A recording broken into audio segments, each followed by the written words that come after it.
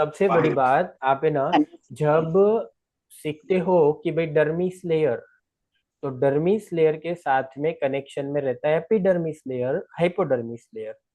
तो पहले हम लोगों ने डर्मिस लेयर पढ़ा था, तो एपिडर्मिस पढ़ा था, तो उसके सारे लेयर्स, उसकी फंक्शनलिटी, ये सब चीज पढ़े थे। तो एपिडर्मिस लेयर पढ़ने के बाद हम डर्मिस पढ़े, डर्मिस के बाद हाइपोडर्मिस पढ़े। और एपिडर्मिस जब हम रिमाइंड करते हैं ना, तो उसके सापेक्ष में डर्मिस लेयर को भी रिमाइंड करना है। सापेक्ष में का मतलब क्या होगा कि भाई एपिडर्मिस खत्म होता है ना, तो सीधा डर्मिस लेयर आता है, डर्मिस लेयर खत्म होता है तो हाइपोडर्मिस लेयर आता है। तो इस तरीके से। और एपिडर्मिस लेयर के अंदर लेयर है, उसका फंक्शन है, उसमें कौन कौन से सेल्स है, वो सारे सेल्स, जैसे हम एपिडर्मिस के सेल्स याद करते हैं ना, तो साथ में डर्मिस लेयर के अंदर रहते हुए सेल्स या प्रोटीन को भी याद करना है। ये बात समझ में आई? नॉलेज को एक सीक्वेंस में डालना है। अच्छा, मैं एक और बात शेयर करता हूँ आपसे, आपको और ज्यादा अच्छे से समझ में आएगा। आप जब किचन में खाना बनाते हो, सब्जी बनाते हो, तो सब्जी बनाने के टाइम आपको पता है पहले पतीला रखना है, पतीला रखने के बाद सीधा तेल डालना है, ये आपको पता है। अच्छा, पतीला रखने के बाद तेल डालना है, तेल के बाद उसमें क्या बोलते हैं, मस्टर्ड, राई राई राई बोलते हैं ना, क्या बोलते हैं वो, मस्टर्ड ना, मस्टर्ड डालते हैं हम। मस्टर्ड के बाद फिर हम सरसों डालते हैं ना, सरसों, हाँ, सरसों डालते हैं। सरसों के बाद फिर हम उसमें जीरा डालते हैं, जीरे के बाद फिर हम हींग डालते हैं, हींग के बाद हम हमारा सब्जी पका हुआ डालते हैं। थोड़ा टेम्परेचर डाउन हो जाता है तो साइड में हल्दी डाल देते हैं, ताकि वो तेल में भुन जाए, ताकि उसका अरोमा सब्जी के अंदर बैठ जाए। थोड़े समय के बाद हम पहले मिर्ची भी बाद में थोड़ा टेम्परेचर, क्योंकि मिर्ची का खुद का प्रॉपर्टी मासूम रहता है, वो ऑयल में जल जाता है, तो टेम्परेचर डाउन होने के बाद मिर्ची डालते हैं। पहले बाद में नमक तुरंत नहीं डालते, सब्जी के पहले नहीं डालते ना, हाँ नमक नहीं डालते। और नींबू तो लास्ट में ही डालेंगे, क्यों? क्योंकि नींबू फिर पकने नहीं देगा, तेल को फाड़ देगा, वो पकने नहीं देगा, इसलिए नींबू लास्ट में डालते हैं। तो आपको ये सीक्वेंस पता है, पतीला रखना है, फिर तेल डालना है, मस्टर्ड डालना है, जीरा डालना है, फिर जो भी है सारे मसाले का सीक्वेंस आपको पता है। और लास्ट में पानी डालते हो आप, पानी डाल के कुकर या फिर पतीले को ढक के धीमी आंच पे छोड़ देते हो। ये सब्जी हो गया। लेकिन आप क्यों पतीला डालने के बाद सीधा पानी क्यों नहीं डाल रहे हो, मुझे बताओ। व्हाट इज द रीजन, पानी क्यों नहीं डाल? पानी डालना चाहिए ना। It requires medium to prepare or to cook. Yes, yes, but you have a reason, reason for every ingredients. Yes, आप तेल इसलिए डालते हो कि वो मसाला जो है उसके अरोमास गरम तेल के अंदर फूट के उसका अरोमा सब्जी में घुल जाता है। तो आपको पता है इसका रीजन, आपको ये रीजन पता है, इसीलिए सीक्वेंस आपने सेट किया हुआ है ना। तो एवरी स्टेप के अंदर का पता है आपको, एवरी स्टेप का जो नॉलेज है आपको है, क्योंकि भाई ऑयल में जब हम नींबू, गरम ऑयल में नींबू डाल देंगे ना, तो ऑयल की जो क्षमता है सब्जी को फ्राई करने की या फिर उसके अरोमा को एब्जॉर्ब करने की, वो आगे फिर काम नहीं करेगा। क्योंकि आपको पता है नींबू के बारे में, नींबू में साइट्रिक एसिड रहता है, साइट्रिक एसिड ऑयल के साथ लास्ट में हमारा काम हो जाए बाद में ही डालना चाहिए। अब जब नमक डालते हैं सब्जी डालने से पहले, तो फिर वो भी कुछ ना कुछ ऐसी प्रोसेस करता है। लेकिन बेटर है कि ज्यादा पानी बाहर से ना डालना पड़े, सब्जी डालने के बाद थोड़ा फ्राई होने के बाद फिर नमक डालते, फिर सब्जी में से वो नमक पानी छुड़वा देता है ना। सब्जी में से पानी छूट जाता है। जब पानी सब्जी से छूट गया, फिर बाद में आप सोचेंगे कि मुझे एक्स्ट्रा पानी कितना डालना है, अदरवाइज पानी इनबैलेंस हो जाएगा। यस और नो एवरीबॉडी? सब लोग कुक करते हैं किचन में, ये सारा प्रिंसिपल भी आपको पता है। अब इसके बीच में हम आजिनोमोटो डाल देंगे, तो वो 10 15 20 सेकंड के अंदर आपका सब्जी, तो वो एंजाइमेटिक एक्टिविटी करता है, कैटालिटिक एक्टिविटी करता है। सब्जी को फटाफट फ्राई करो, बॉईल करो, जो भी करना है वो तुरंत करके देगा, वो कैटलिस्ट है एजिनोमोटो। तो ये सारी प्रॉपर्टीज आपको पता है ना, तो आंख बंद करके भी आप सब्जी प्यार से बना लेते हो। सो ये पूरे सीक्वेंस में एक एक स्टेप के बारे में आपको रेसिपी के अंदर पता था, इसलिए सब्जी में कभी गलती नहीं करते हो आप। सो वही सीक्वेंस है, ये कॉस्मेटोलॉजी को भी हमें पढ़ना है। वही सीक्वेंस है कि एक चीज जो है उसके रिलेटेड दूसरी चीज है। पतीला रखा तो बाद में ऑयल ही डालना है, बिकॉज ऑयल डालने के बाद ही अरोमा, मसाले के अरोमा सब्जी तक पहुंचा पाऊंगी। और कुछ ऐसा होता है कि मैंने पानी को गर्म किया फिर उसमें ऑयल डाला तो ब्लास्ट हो सकता है ना, सेफ्टी, ये भी मैटर करेगा। तो आपको ये प्रॉपर्टीज पता है ना, इसलिए आप सीक्वेंस को कभी उल्टा नहीं करते। और क्या होता है ना, सब्जी में देखो, आप बहुत अच्छी सब्जी बनाते हो, सब लोग एकदम जबरदस्त कुक हो, मुझे फेस से समझ में आता है। आई एम सॉरी अगर मैं रॉन्ग हूँ। तो एकदम देखो, फीमेल सिंसियर होती है ना, उसका किचन में हाथ बहुत जबरदस्त होता है।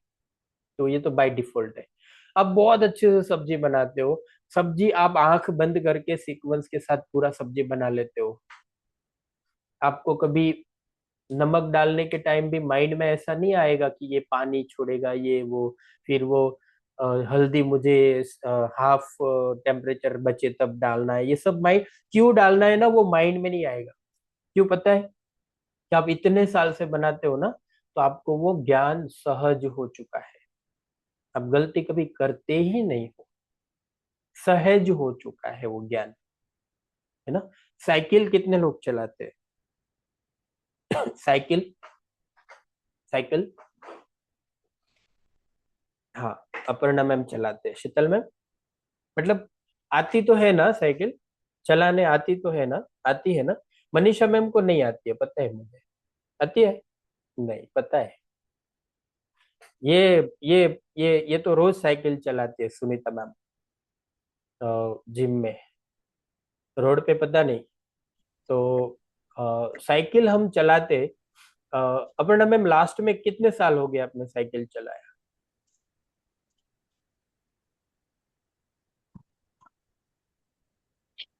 कितना? एक हो गया। 1 साल? 1 साल तो अच्छा है, अभी साइकिल चलाते हो तो। चलो ठीक है, आपने शीतल मैम?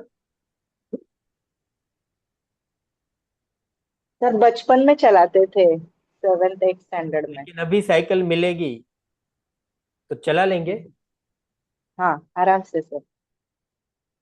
मतलब 20 साल के बाद भी आप कॉन्फिडेंटली बोला कि मैं साइकिल आराम से चला लूंगी। Yes? Yes sir, yes. Yes. हाँ। सविता मैम कब चलाई थी लास्ट में साइकिल? जी सर। कब चलाई थी? बच बचपन में, अभी बाद जस्ट में सर। नहीं। 20 25 साल पहले चलाई थी, लेकिन अभी साइकिल मिलेगी तो आप कॉन्फिडेंटली चला लेंगे। यस? चला पाएंगे ना? अपर्णा मैम को हाँ। तो रिसेंट एक्सपीरियंस है, वो साइकिलिंग हेल्थ के लिए करते होंगे ऐसा लग रहा है मुझे, है ना मैम? हेल्थ के लिए साइकिलिंग करते होंगे आप। हाँ। हाँ, तो कैलोरी बर्निंग के लिए। तो 20 साल के बाद साइकिल चलाना आप भूले क्यों नहीं? क्यों नहीं भूले? भूल जाना चाहिए ना। आप अगर 20 साल कुकिंग नहीं करेंगे तो कुकिंग भूल जाएंगे आप। आई नो, भूल जाएंगे मैम। भूल जाएंगे मतलब ऐसा हाथ में तड़का नहीं रहेगा, ऐसा मतलब जो क्या बोलते हैं, जायका बोलते हैं ना, वो जायका नहीं बचेगा। आप बना तो लेंगे, रूल तो याद रहेगा आपको, लेकिन जो जायका अभी आप दे रहे हो ना आपके आसपास में जो खाने वाले लोग हैं, वो इतने प्यार से खा रहे आपका बनाया हुआ, वो जायका 20 साल अगर किचन में नहीं गए तो बाद में फिर वो जायका नहीं बचेगा। सच बोल रहा हूं मैं? नहीं? अपर्णा मैम को कॉन्फिडेंस है क्योंकि वो, चलो ठीक है, ऐसा होता है। मैंने देखा है कि भाई थोड़ा स्वाद में फर्क पड़ जाता है, 15-20 साल नहीं बनाते ना तो मैं एग्जाम्पल इसलिए दे रहा हूँ कि साइकिल और स्विमिंग लाइफ में कभी इंसान भूलता नहीं है। साइकिलिंग और स्विमिंग, बचपन में किया हुआ साइकिलिंग और स्विमिंग मरते दम तक हम भूलते नहीं है।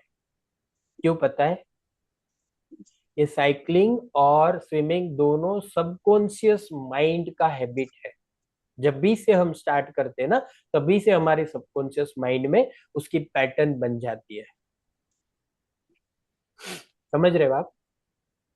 तो हम कोई भी नॉलेज ऐसे सबकॉन्शियस की माइंड की पैटर्न के हिसाब से अगर ग्रैब करते हैं, तो हो सकता है कि हम जैसे साइकिलिंग, स्विमिंग और कुकिंग करते हैं उसी तरीके से हम कॉस्मेटोलॉजी का परफॉर्मेंस भी दे पाए। समझ रहे हो? कुछ ट्रीटमेंट ऐसी है जिसमें मैं आपके मसल्स में मेमोरी ऐड करूंगा। मसल्स मेमोरी बोलते हैं ना, ये साइकिलिंग में हमारे पैर की मसल्स में, हाथ के मसल्स में, ये सारी चीजों का मेमोरी आ जाता है, मसल्स मेमोरी। साइकिल चलाते हैं तो सामने सडनली कुत्ता आ गया, तो आप सोच के ब्रेक मारते हो या ऑटोमेटिक ब्रेक लग जाता है? ऑटोमेटिक ब्रेक लग जाता है ना? तो कॉस्मेटोलॉजी को वो लेवल पे स्टडी करना है, वो लेवल पे हम लोग लेके जाएंगे। उसके लिए ना, देखो टाइम नहीं चाहिए उसके लिए। एट ए टाइम जो समय हमारे पास है ना, वही समय फुल अटेंशन और प्रॉपर, देखो नॉलेज का सीक्वेंस कहते हो, सबसे पहले है ना, हम हमारी इंद्रियों से हमारा अंतःकरण में नॉलेज लेते हैं, जैसे अभी क्लास में हो रहा है। वो नॉलेज थोड़े समय हमारे अंतःकरण में टिकता है, थोड़े समय उसका रिवाइंडिंग होता है, जो भी मेमोरी में बचेगा ना, वो और लंबे समय तक कैरी ऑन हो जाए, और भी लंबे समय तक कैरी ऑन हो जाएगा। अब वो टिका ना, कुछ समय के बाद में वो नॉलेज परिपक्व हो जाएगा। लेकिन कौन सा नॉलेज परिपक्व होगा? जो हम मेमोरी कैरी कर पाएंगे, मेमोरी के साथ कैरी कर पाएंगे। समझ रहे हो? मेमोरी के साथ कैरी कर पाए, वो थोड़े समय के बाद वो नॉलेज परिपक्व हो जाता है। परिपक्वता के बाद वो हमारी हैबिट में आ जाता है। हैबिट, आदत। आप आदत से किसी की स्किन को देख के बताएंगे कि इसमें बैक्टीरियल इन्फेक्शन है, इसमें सुपरफिशियल पिगमेंटेशन है, इसमें हार्मोनल एक्ने है, इसमें डेड स्किन कॉर्नियोसाइट कॉन्सेंट्रेशन लेवल ज्यादा है, इसमें मॉडरेट लेवल ब्लैक चार्ट के हिसाब से 3 नंबर का एजिंग फैक्टर है। जब हैबिट में आएगा ना, तब आप रेगुलर बेस पे उसको परफॉर्म करते रहेंगे। हैबिट, अब हैबिट है ना, एक समय के बाद में वो स्वभाव में चला जाता है।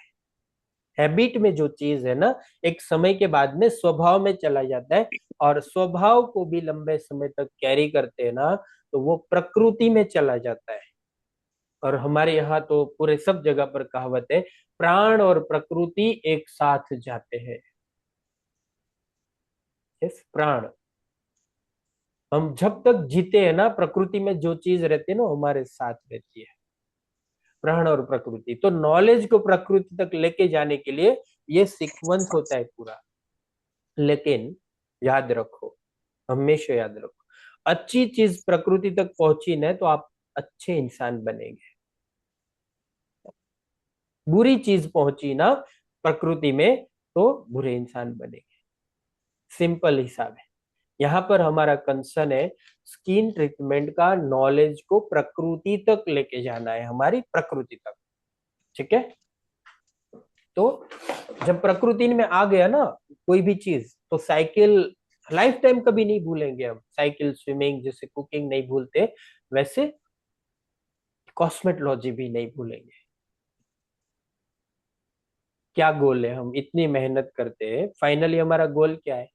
कि सामने सब्जेक्ट आया, मैंने उसका फेस देखा, फेस देख के उसके ऊपर जितने भी प्रॉब्लम है ना, इमीडिएट फाइंड आउट कर लिया, स्किन को कॉन्फिडेंटली डायग्नोस कर लिया, और डायग्नोसिस के बाद इमीडिएट हमारे माइंड में ट्रीटमेंट, लाइन ऑफ ट्रीटमेंट का डिजाइनिंग होने लगा।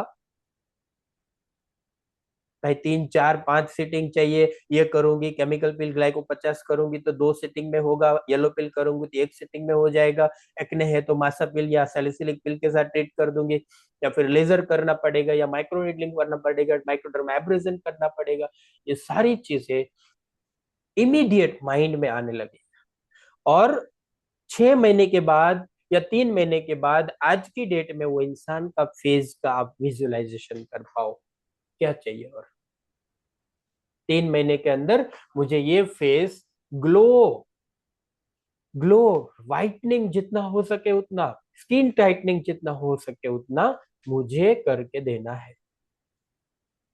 कौन पहुंच सकता है आपके कॉन्फिडेंस को बाद में, समझ रहे हो? ये गोल है हमारा, है ना। हम दोनों का गोल अगर एक सरी का रहेगा ना, हम जीत जाएंगे। ठीक है, तो हमें जीतना है, और जीतने के लिए ही जन्म लिया है हमने।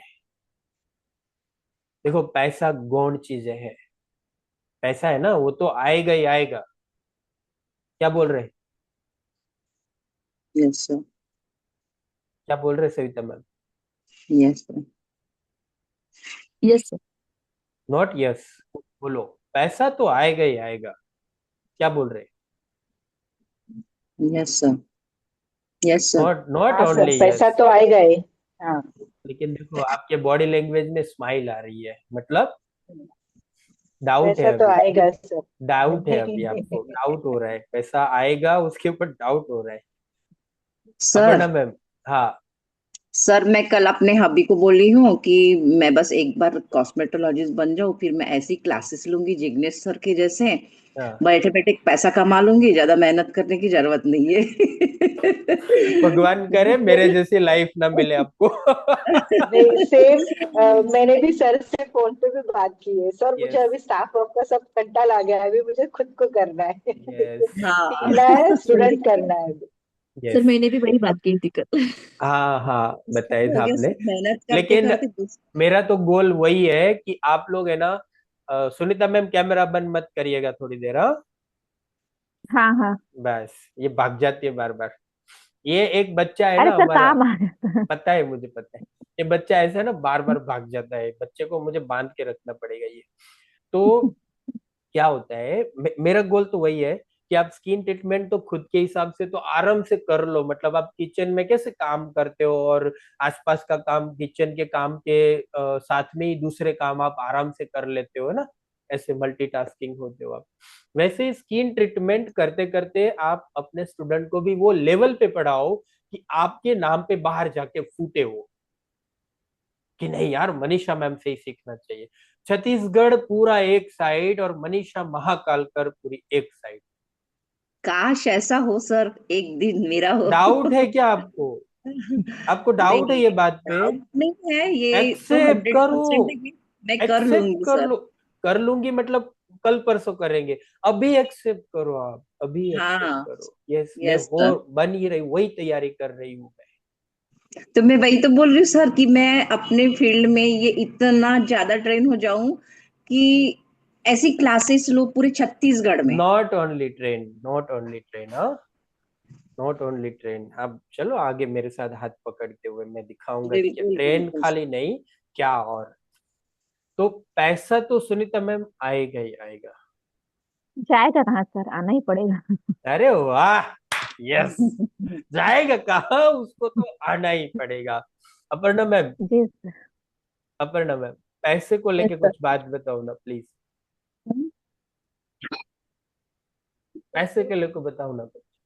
पैसे के लिए वो तो आना ही है। आना ही, आना ही है, और मेरे पास आ ही रहा है। हाँ।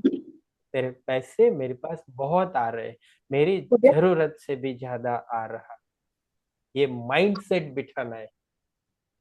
एक सर एक हाँ एक चीज बोलना चाहूंगी सर। हाँ सर कभी कभी ऐसा होता है मेरे साथ कि जैसे आज कुछ काम नहीं रहता पार्लर में, जैसे मेरी कुछ अपॉइंटमेंट नहीं रहती, कुछ नहीं, हाँ हाँ बट मैं ऐसे ही बोल देती हूँ हबी को, आज बहुत काम है यार, पार्लर में बहुत काम है, जल्दी जल्दी मुझे घर का काम करना है, फिर पार्लर जाना है। तो क्लाइंट आना चालू हो जाते हैं। वेरी गुड, बस मैं ऐसा बोलती हूँ तो वेरी बस नाइस। क्लाइंट आना चालू हो जाते सर। मैं ना पता आप नहीं सब एक। लोगों को इसीलिए ये बात पे मैंने लिया है। कभी कभी कुछ टॉपिक है ना, वो तो कुछ क्लियर होना जरूरी है टाइम पर, है ना।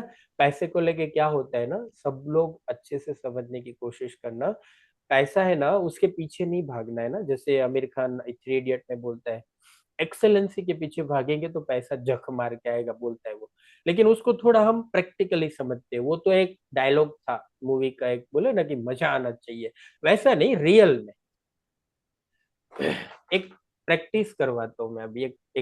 एक सब लोग अपने दोनों हाथ अपने फ्री करो ना, एक बार दोनों हाथ थोड़ा फ्री करो और ऐसे करो। चारों दिशा से पैसे आ रहे हैं, पैसे आ रहे, पैसे आ रहे, पैसे आ रहे, पैसे आ रहे, पैसे आ रहे, करो। पागल बनना है, पागल बनना पड़ेगा।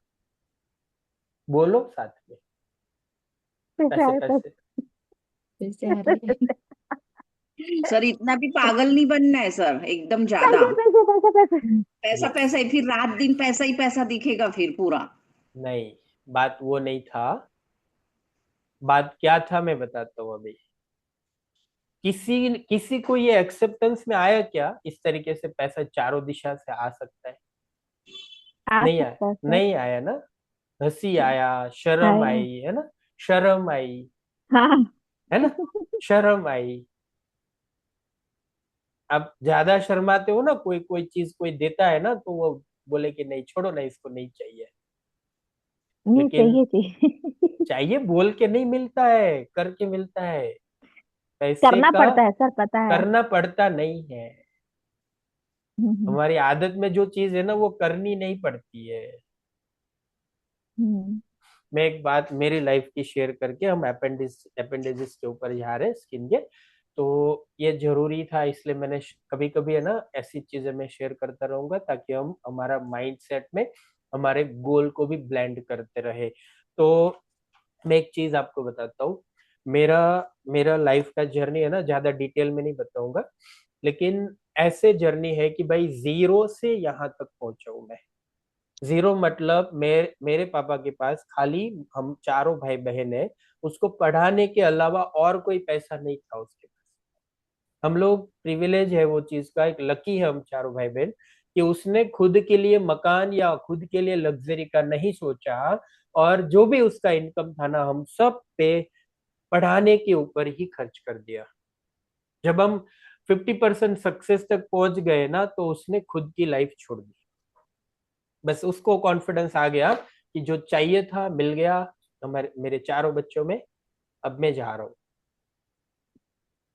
तो मेरा बोलने का मतलब कि हम हमारे पास कुछ नहीं था। जो मैंने बिजनेस किया ना, बिजनेस के अंदर मेरे पास 1 रुपए का इन्वेस्टमेंट नहीं था, और 0 रुपए के इन्वेस्टमेंट से मैंने ये पूरा एम्पायर खड़ा किया है आज, सब जगह पर जो भी कुछ है। तो मुझे उस समय पैसे पैसे का माइंडसेट समझ में नहीं आता था।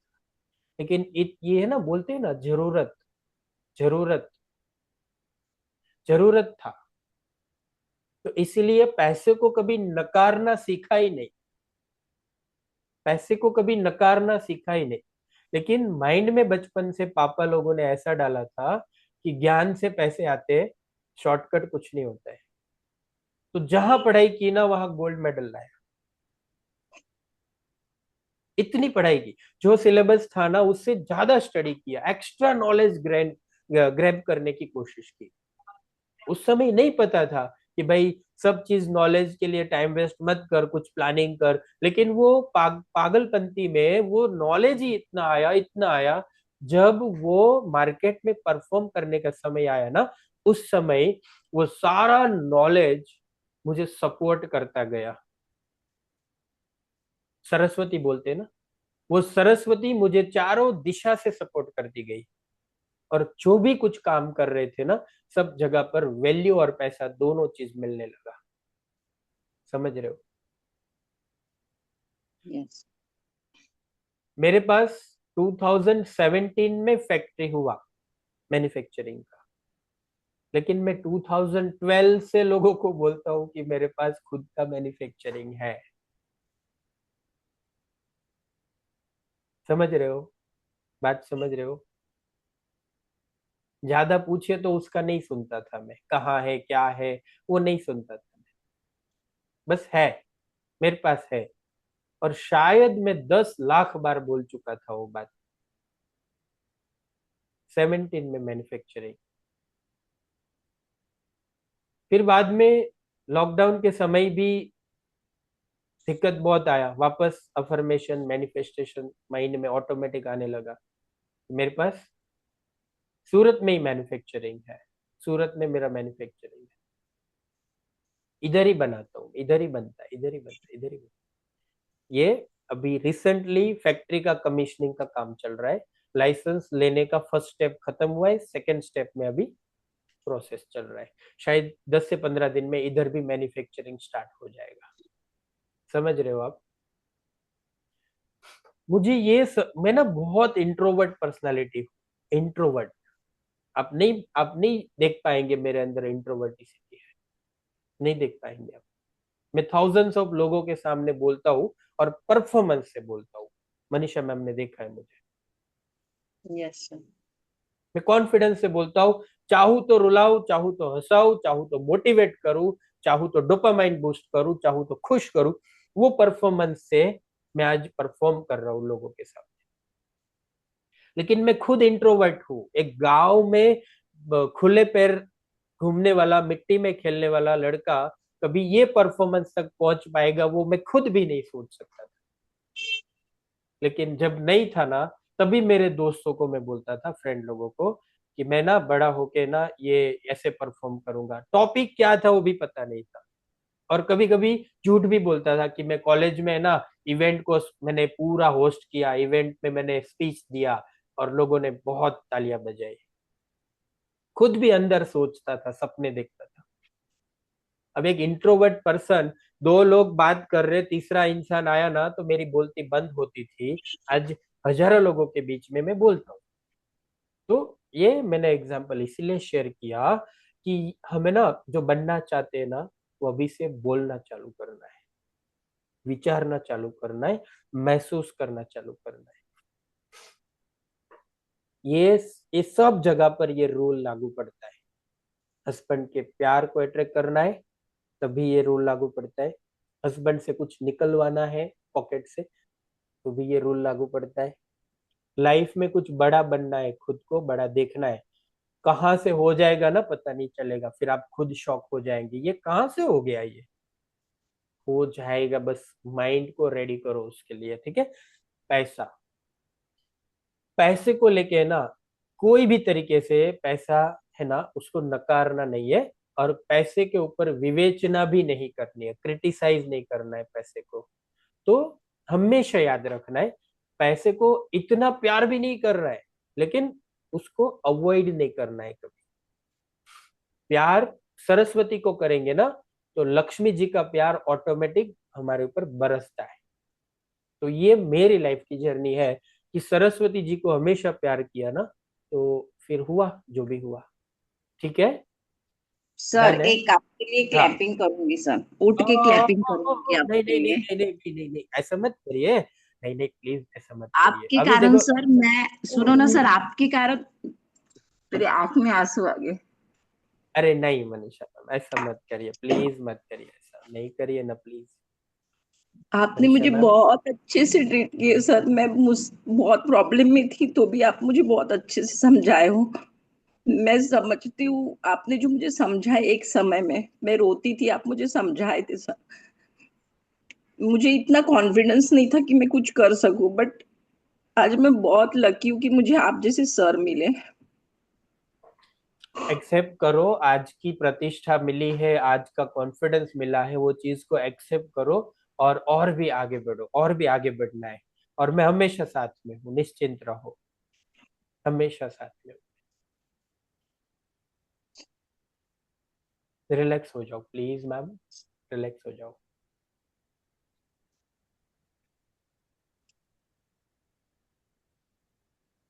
Relax relax relax.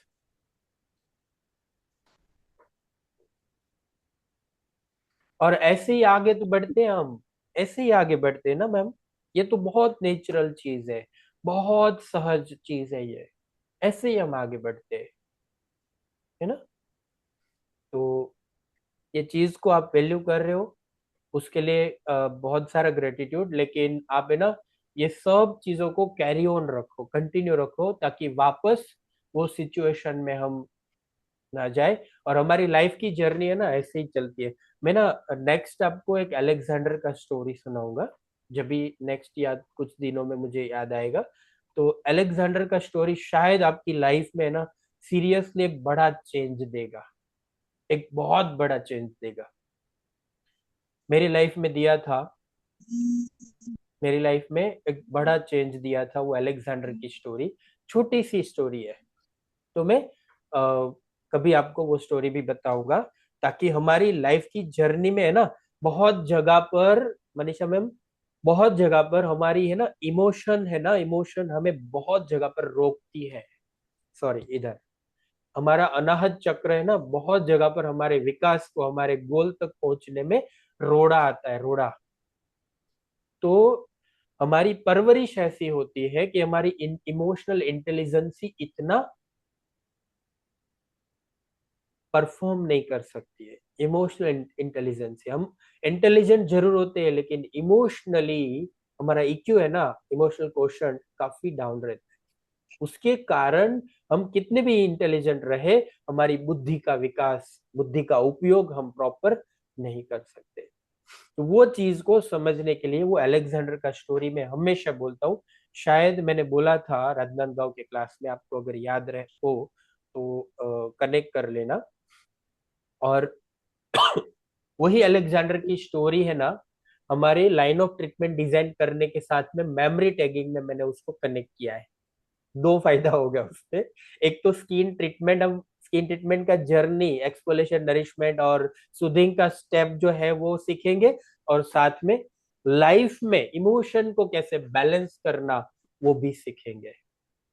क्योंकि सब, आप सब लोगों की लाइफ में ना इमोशन को लेके बड़ा दुख आया ही होगा, जिसके कारण बड़ी सफलता से हाथ धोया होगा।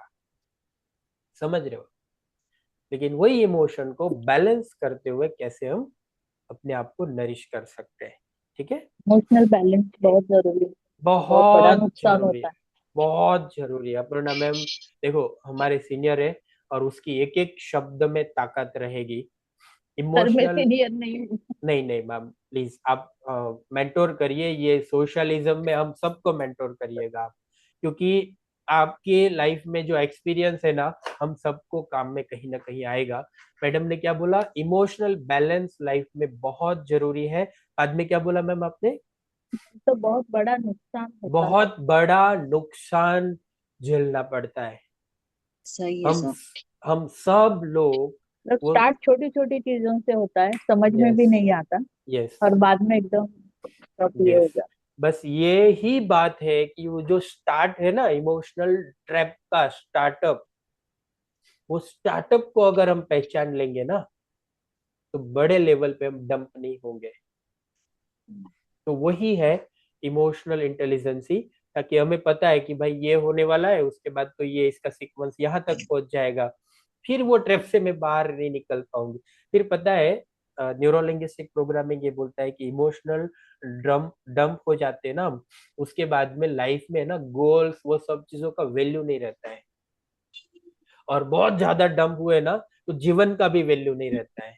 फिर हम सुसाइड, वो सब चीजों का सोचने लगते हैं। करते नहीं है, करते नहीं है, लेकिन सोचने लगते हैं। जब भी सोच में आया ना कि भाई मेरा टेंडेंसी सुसाइडल बन चुका है, समझ लो लाइफ में कोई भी गोल को प्रॉपर तरीके से आप अचीव नहीं कर पाएंगे। कोई भी गोल का मतलब पर्सनल लाइफ का रिलेशनशिप, बच्चों का पेरेंटिंग, हमारी लाइफ का आगे क्या होने वाला है वो। और होता है ना एक पर्सनल डोपामाइन बूस्टिंग का भी एक पैटर्न रहता है कि भाई खुद को भी एक खुश मिजाज में रखना है, तो सारी चीजों से हम हाथ धो बैठेंगे। बिजनेस में गोल सेट करना, पैसे को अट्रैक्ट करना, लक्ष्मी ऐसी सिचुएशन में कभी अट्रैक्ट नहीं होती है। Yes ma'am. Sir manifestation work करता है क्या इसलिए? 100% करता है। मैं उसके ऊपर भी आपको, हम दोनों, अवनी और मैं दोनों, उसके ऊपर भी एक हमारे क्यूरिकुलम के अपार्ट एक क्लास आपको देने वाले हैं। मैनिफेस्टेशन 100% वर्क करता है, अफर्मेशन 1000% वर्क करता है, लेकिन आपके, हम हमें ना, आज कौन है, आज का जिग्नेश विरानी कौन है, आज का मनीषा महाकालकर जी कौन है, आज का अपर्णा जादव मैम कौन है, आज के शीतल मैम कौन है, आज के सविता मैम कौन है, आज की सुनीता गुप्ता मैम कौन है, आज के वो जो हम सब लोग हैं ना, आज के कौन है हम, वो आर वी, कौन है आज? आज हम वो है जो हमारी लाइफ में जो एक्सपीरियंस करते करते करते करते जो आए हैं ना, वो है हम। यस और नो? वही है ना? यस यस अच्छा, मैं एक बात और बताऊं, हम पृथ्वी पर आए ना, हमारा जन्म हुआ, उसके पहले के भी सारे कर्म और सारी चीजें आज की वर्तमान में कनेक्टेड है। मानेंगे बात? Yes sir. अच्छा, अगर ये बात झूठ होती ना, तो गर्भ संस्कार विद्या क्यों लिखते भगवान? गर्भ संस्कार पता है सबको? महाराष्ट्र में जो लोग रहते हैं वो गर्भ संस्कार नहीं जानते हैं, ऐसा हो ही नहीं सकता है। शीतल मैम, शायद आपने नहीं सुना है गर्भ संस्कार के बारे में। गर्भ संस्कार मतलब अभिमन्यु का स्टोरी पता है ना? अभिमन्यु, हाँ है ना? हाँ अभिमन्यु जब माँ के पेट में था, कृष्ण भगवान उसको 7 कोठे का ज्ञान दे रहे थे, 6वां कोठा जानबूझ के खत्म कर दिया, 7वें कोठे का ज्ञान नहीं दिया। तो गर्भ संस्कार प्रहलाद का भी हुआ था, पता है ना? राक्षस का लड़का विष्णु भगवान का इतना बड़ा भक्त कैसे बन सकता है? तो गर्भ संस्कार हमारे जेनेटिक्स का जो पैटर्न है ना, उसको भी तोड़ के कुछ नई चीज दे सकता है। तो कभी कभार कोई काउंसलिंग के लिए मेरे पास आते हैं ना, तो मैं ना उसको बोलता हूँ कि आप अपने मम्मी के पेट में जब थे, 4th महीने में आपकी मम्मी को कुछ हुआ था क्या, ऐसा कुछ बड़े लेवल पे इमोशनल ट्रॉमा हो गया था, या किसी का नजदीकी में किसी का डेथ हो गया था? आप अपनी मम्मी को फोन करके पूछिए। तो फोन करती है, अभी रिसेंटली मित्तल मैम जो आपने बात किया ना, वही बंदी का तो फोन किया, तो बोले हाँ मेरे कजिन, मतलब मौसेरा ब्रदर का डेथ हुआ था और हम सब लोग उसके साथ बहुत कनेक्टेड थे, और तू 4वें महीने का प्रेगनेंसी चल रही थी, तू मेरे पेट में थी। कैसे समझ में आता है ये चीज? कैसे समझ में आती है? अगर कनेक्शन नहीं होता, आज के वर्तमान में वो सारी चीजों का कनेक्शन नहीं होता, तो समझ में आता ही नहीं ना। तो दैट मीन्स आज का जो भी प्रॉब्लम है, आज की जो सफलता है, आज का दुख है, आज की खुशी है, वो सारी चीज हमारे पास्ट लाइफ के साथ में सीधा कनेक्टेड है। यस। यस अगर वो कनेक्शन हम पहचाने, क्योंकि हम है ना इवेल्यूशन नहीं करते हमारी लाइफ के एक्सपीरियंस को, हम अगर वो पहचाने, और आज के प्रॉब्लम देखो, पैसे को लेके ना हम लोग बचपन से नेगेटिव नेगेटिव नेगेटिव, फिर है ना बड़ा हो जाते हैं ना, फिर हमारे पेरेंट्स हमें छोड़ देते हैं मार्केट में, जा बेटा पैसा कमा के दिखा। अरे वो, अच्छा मैं एक आपको मैनिफेस्टेशन का नाम बोला ना मैडम ने, अपर्णा मैडम ने, तो मैं आपको एक एग्जांपल देता हूँ। हमारे इधर है ना एक स्टोरी बहुत फेमस है सरदार जी की, नहीं, क्षत्रिय दरबार की, कोई राजा था। तो राजा, उसके पास एक बकरी था, सुना होगा किसी ने स्टोरी। वो बकरी, बकरी है ना, हमेशा हरा घास खाती थी। उसको रेगुलर बेस पे खिलाते खिलाते वो बकरी पूरे दिन खाती खाती रहती खाती रहती खाती रहती।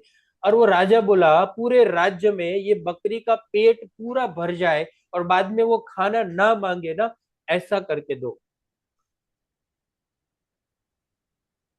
तो एक इंटेलिजेंट इंसान था, वो आया, खिलाया, बकरी खाती गई खाती गई खाती गई।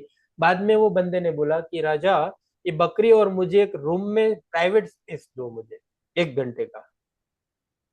1 घंटे तक वो बकरी को वो रूम में लेके गया और वो खाना ऐसे, घास उसको ऐसे खिलाता है, और जब वो बकरी मुंह खोलती है खाने के लिए, उसकी मुंह पर जोर से थप्पड़ मारती है।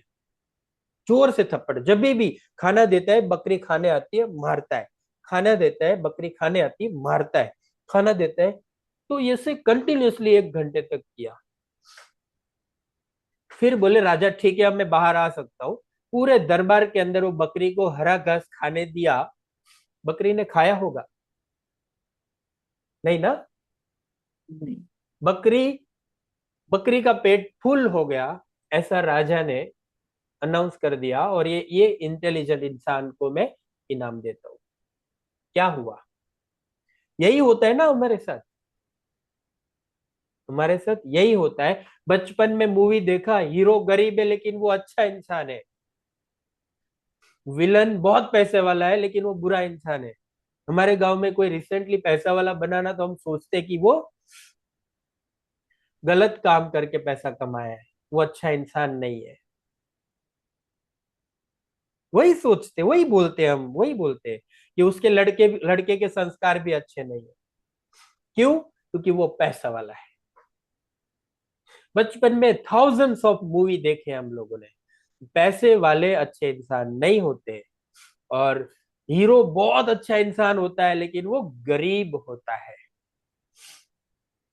फिर हम लोगों को बड़ा कर दिया ऐसे ही ज्ञान देते देते। फिर मार्केट में हम जा रहे हैं, फिर पापा और मम्मी बोलते हैं बेटा अब जा, तेरे पास खुला आकाश है, तू पैसा कमा के दिखा। अब हम जाते हैं, दौड़ दौड़ के जाते हैं। फिर बाहर जाते हैं ना, बोले बाप रे इतना डर है इधर तो। फिर प्रेशर रहता है, कमिटमेंट किया था पैसा कमाने का। फिर ये स्ट्रगल चालू होता है, मेहनत करते मेहनत करते मेहनत करते, पैसे नहीं आते। क्यों? क्योंकि आपके संस्कार में माँ बाप ने बोला था कि बेटा तू बड़ा होके या बड़ी होके अच्छी इंसान बनना। बोला था ना। कोई नहीं, किसी ने बोला कि तू विलन या गुंडे बनना, गुंडी? बोला? माँ बाप नहीं बोलते ऐसा। अच्छे इंसान बनना। और अच्छे इंसान का हमारे सबकॉन्शियस माइंड में थाउजेंड्स टाइम कुछ डाला हुआ है। अच्छे इंसान पैसे वाले नहीं होते हैं। ये डिटॉक्सिफिकेशन करना पड़ेगा ना। ये मैडम मैनिफेस्टेशन से होगा, समझ रहे हो? ये डिटॉक्सिफिकेशन मैनिफेस्टेशन से होगा। अब मैनिफेस्टेशन तभी काम करेगा, ये सारे ब्लॉकेज हमारे बॉडी में जो चक्रास होते हैं ना उसमें स्टोर्ड रहता है। हर हर पॉइंट, एवरी जगह पर पॉइंट्स है कि कहीं पर टूटे हुए प्यार की ऊर्जा छुपी हुई है, कहीं पर मम्मी ने पापा के ऊपर हाथ उठाया था, उसकी मेमोरी की ऊर्जा छुपी हुई है। बचपन में मुझे एबीसीडी नहीं आता था, इसलिए मुझे सर ने या मैडम ने बहुत मारा था, उसकी ऊर्जा छुपी हुई है। जब हम बड़े होते हैं ना, लाइफ पार्टनर सिलेक्शन के अंदर गलती करते हैं, उसका रिग्रेशन छुपा हुआ है।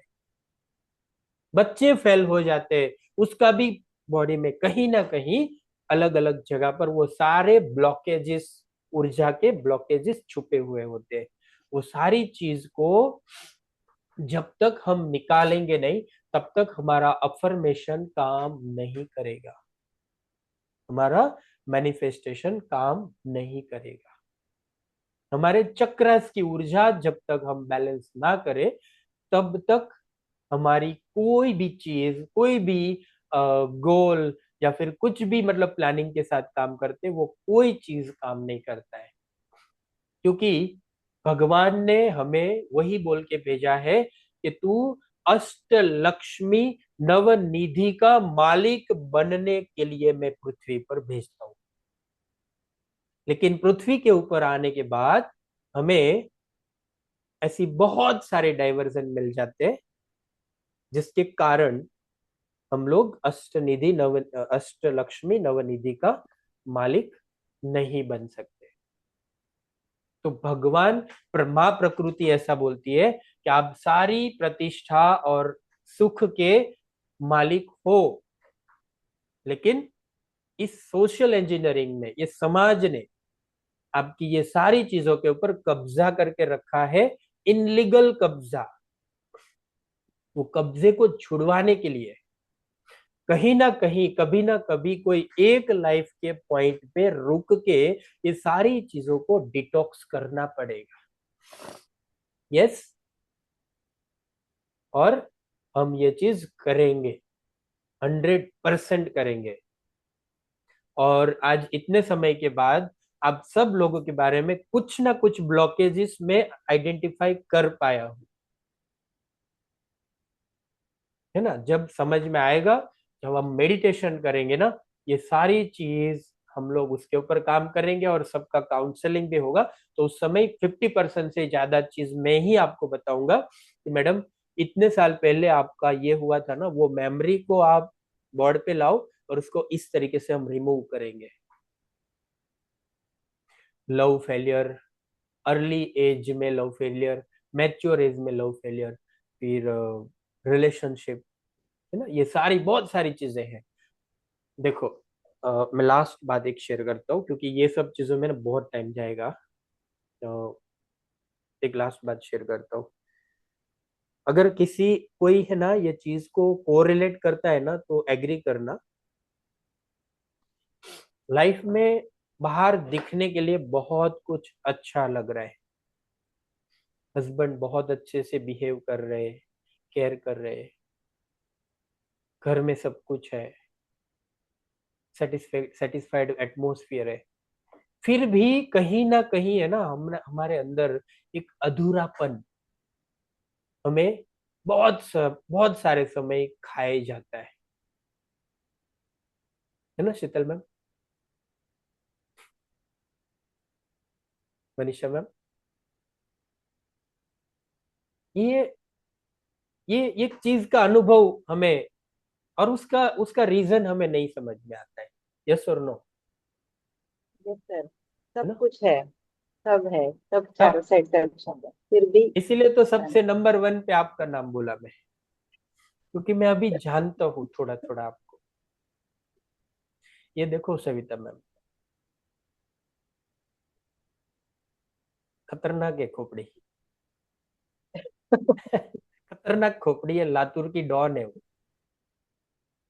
नहीं सर। बहुत सात्विक है, बहुत सात्विक इंसान, और अपने गोल को लेके काफी प्रिसाइज है वो, कि नहीं मुझे करना है कि वो करना है। उसको भी दिक्कत होगी ही ना, टिपिकल मराठी फैमिली में ससुराल है उसका। यस और नो। Yes sir. हाँ, हाँ बोल रहा हूँ ना, मतलब यस। हाँ बोल रहे हैं ना। टिपिकल मराठी फैमिली पता है ना सब, मिला नहीं हूं मैं कभी उसको, बातों से समझ में आता है। तो फिर भी वो एटमोसफियर में अपने आप को है ना वो खिलाना चाहती है, मतलब खिलना है, हार नहीं मानना है उसको। ये उसकी पॉजिटिविटी है। तो ये सब चीजों के ऊपर हम वर्कआउट करेंगे शीतल मैम। आज से है ना ये सारी चीजों की खुशी हमारे अंदर डालनी है। मैं रिक्वेस्ट करता हूँ शीतल मैम, पर्सनली आपको इस खुशी का अनुभव करना स्टार्ट कर दो आप। ठीक है, खुशी का अनुभव ये शुरू हो चुका है। ये जो अच्छा होना है ना उसकी शुरुआत हो चुकी है। जो भी आड़े आ रहे हैं ना रोड़े, वो सारे टूटने वाले हैं। और मेरे ख्याल से सबसे पहले तो शीतल मैम ही हमें मिलने वाले हैं, मेरे ख्याल से।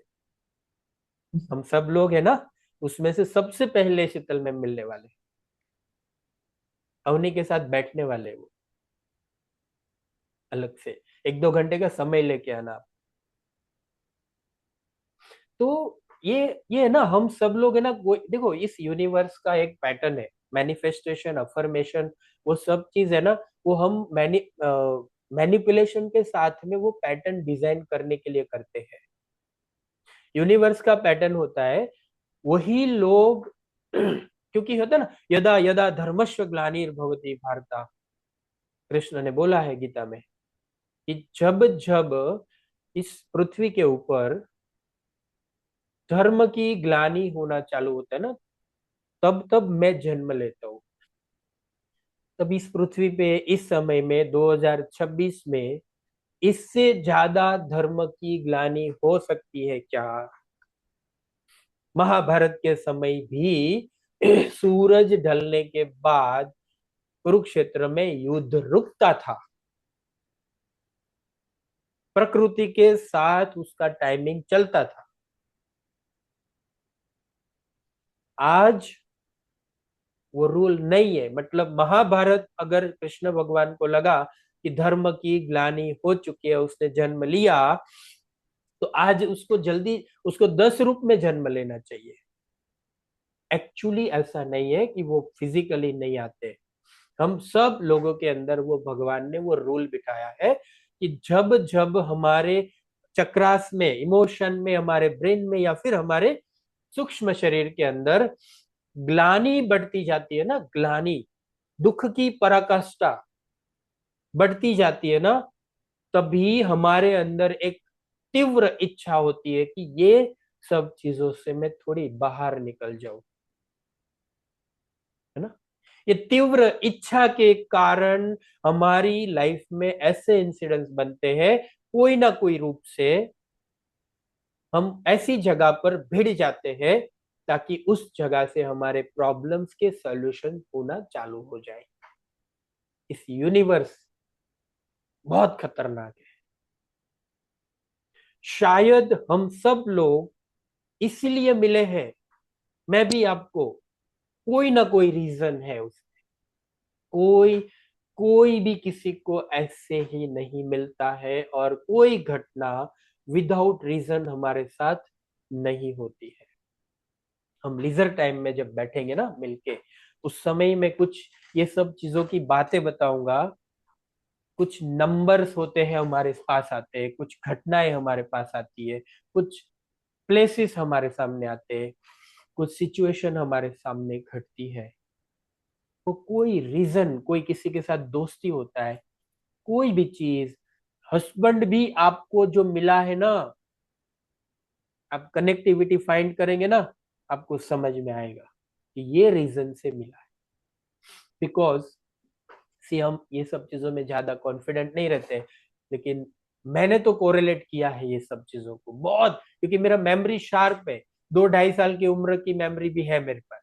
मैं 2-2.5 साल का था तब से मुझे याद है बहुत कुछ चीजें, बचपन से मेमोरी अच्छा था। तो ये सारी घटनाएं मुझे रिमाइंड करते करते करते मुझे समझ में आया कि मेरी लाइफ, आज मेरी लाइफ में कौन मुझे क्यों कैसे मिल रहा है, वाइफ भी क्यों मिली, ये कृष्ण और रिध्वी की वो आत्मा भी मेरे पास क्यों आई, समझ रहे हो। तो अच्छा, वो अफर्मेशन और मैनिफेस्टेशन था। ये दोनों बच्चे अफर्मेशन से आए हैं। तीव्र अफर्मेशन, तीव्र इच्छा। कृष्ण तो नाम बोल रहे, लेकिन वो प्रकृति की आत्मा को मैंने बुलाया।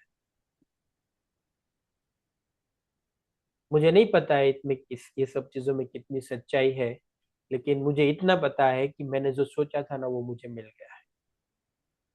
वही प्यार, वही इंटेलिजेंसी, वही सब कुछ, वही थनगनाट, समझ लो। तो अफर्मेशन और मैनिफेस्टेशन और ग्रेटिट्यूड फाइलिंग, ये तीन चीज के साइंस को भी हम समझेंगे। और अ, एक समय अच्छा आएगा ना, तब आपको वो फाइलिंग भी करवाएंगे। लेकिन सबका ग्रेटिट्यूड फाइलिंग अलग होगा, है ना। सबका एक सरीका नहीं हो सकता है, सबका एक सरीका नहीं हो सकता है। सबका मैनिफेस्टेशन भी अलग होगा, और सबके अफर्मेशन भी अलग होंगे। अफर्मेशन कौन से टाइम करना, मैनिफेस्ट कौन से टाइम करना, और ग्रेटिट्यूड फाइलिंग कौन से टाइम करना, ये सब पूरे साइंस को हम स्टडी करेंगे और उसको हम प्रैक्टिस में डालेंगे। ठीक है। ऐसे जैसे जैसे हम आगे बढ़ते जाते हैं ना, वैसे कहीं ना कहीं एक आत्मिक कनेक्टिविटी बिल्ड होती जा रही है, और अच्छा लगता है ना। यस और नो? शीतल मैम को अच्छा नहीं लगता है, वो अपर्णा मैम देखो ना। सॉरी, आज हम लोग थोड़ा डाइवर्ट हो चुके हैं। अभी हम लोग है ना, आज थोड़ा आधे घंटे ही नहीं, पढ़ाई मैं करेंगे। एक्चुअली सर कुछ सोच रही थी इसके लिए। क्या? मैं मतलब ये साल शुरू होने से पहले ऐसे सोचती थी मुझे कॉस्मेटोलॉजी में ना मास्टर होना है, कॉस्मेटोलॉजी में मास्टर होना है। तो मैं क्या करती थी, ये साल शुरू होने से पहले मैंने एक मेरा एफर्मेशन बोर्ड बनाया। अरे उसमें वाह। मैंने एक रंजना मैम का फोटो डाल दिया, अपना नेहा मैम का फोटो डाल दिया, और मेकअप आर्टिस्ट एक अमृता मैम है उनका फोटो डाल दिया। पर मैं यही हमेशा मैं नोटबुक ग्रेटिट्यूड भी लिखती हूँ सुबह सुबह, तो अरे मेरा वाह। हमेशा रहता है मुझे मास्टर, मैं मास्टर हो गई थी ग्रेटिट्यूड, मैं कॉस्मेटोलॉजी में। ग्रेटिट्यूड, सुनो, गलती कर रहे हाँ, हो, ग्रेटिट्यूड। ग्रेटिट्यूड नाइट टाइम में लिखो, सोने के पहले। अच्छा। ओके, अब बोलिए आगे। हम्म, तो मैं लिखती, कॉस्मेटोलॉजी में मास्टर हूँ, ऐसे ही हाँ, लिखे आया अरे मैंने। वाह। फिर पर अभी जैसे नेहा मैम का मैंने किया, पर जैसे मैंने आपको बताया कि ऐसे ऐसे हुआ कि मुझे जो चाहिए था वो नहीं मिला। मुझे तो आपका नाम ही नहीं पता था, वो तो मैं, उन्होंने मुझे बोला था केमिकल पिल यहाँ से ले लो, 2 प्रकार बताए थे, तो मैंने अच्छा वाला क्वालिटी करके आपको कांटेक्ट हुआ, आपसे बात हुई, और आपका फोटो ढूंढ रही हूँ कि कहाँ से मैं वहां पे आपका फोटो लगा।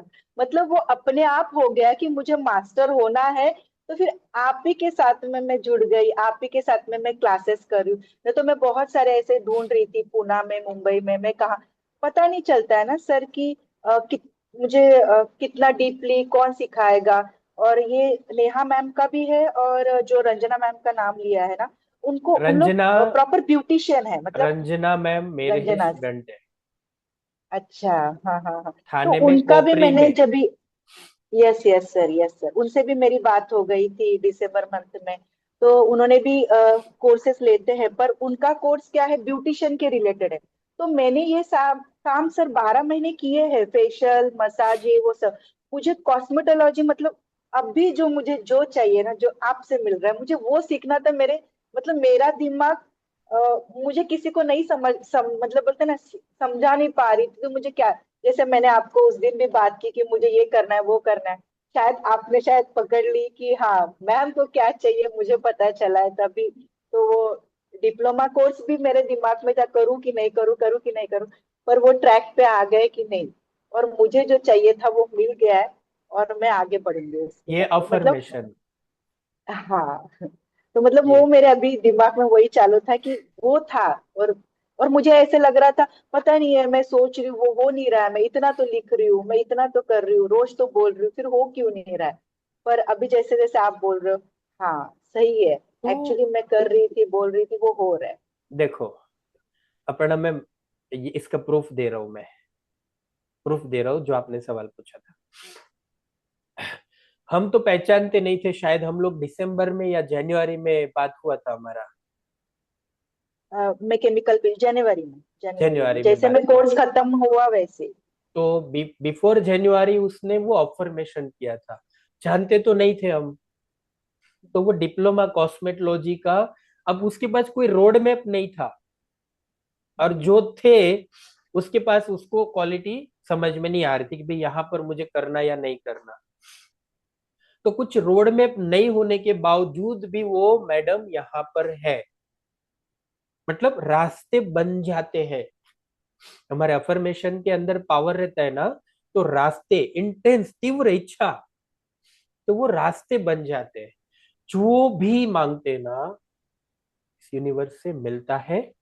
लेकिन मांगने की जो तीव्रता है ना, वो बहुत स्ट्रांग होनी चाहिए अंदर से। इच्छा, इच्छा शक्ति जो विलिंगनेस है ना, बहुत स्ट्रांग होनी चाहिए। जितनी स्ट्रांग ना उतना जल्दी मिलता है। अब 1-2 महीने में तो आपका कोर्स स्टार्ट हो जाना, वो तो मेरे भी गले नहीं उतर रहा हाँ। है।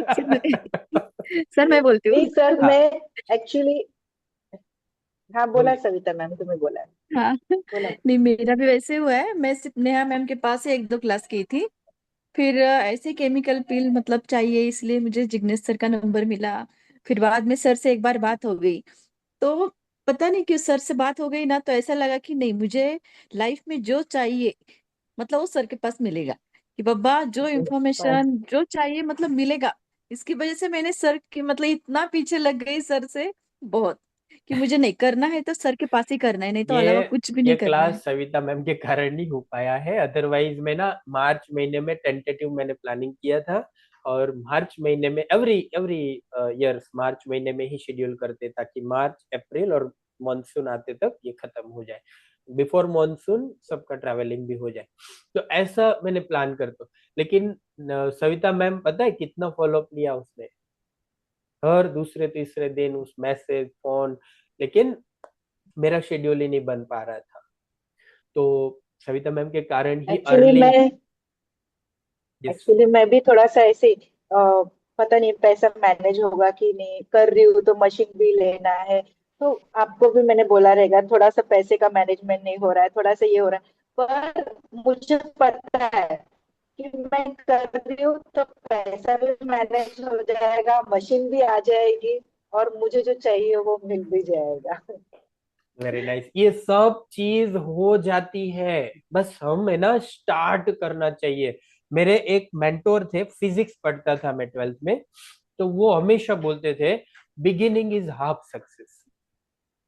हर दूसरे तीसरे लेक्चर में वो बोलते थे कि बिगिनिंग इज हाफ सक्सेस, मतलब कोई चीज की है ना शुरुआत करने में डिले मत करना। अगर शुरुआत करने के टाइम आपको डाउट आ रहा है ना, तो फिर वो शुरू मत करना। अगर डाउट जनरेट हो रहा है तो वो शुरू मत करना।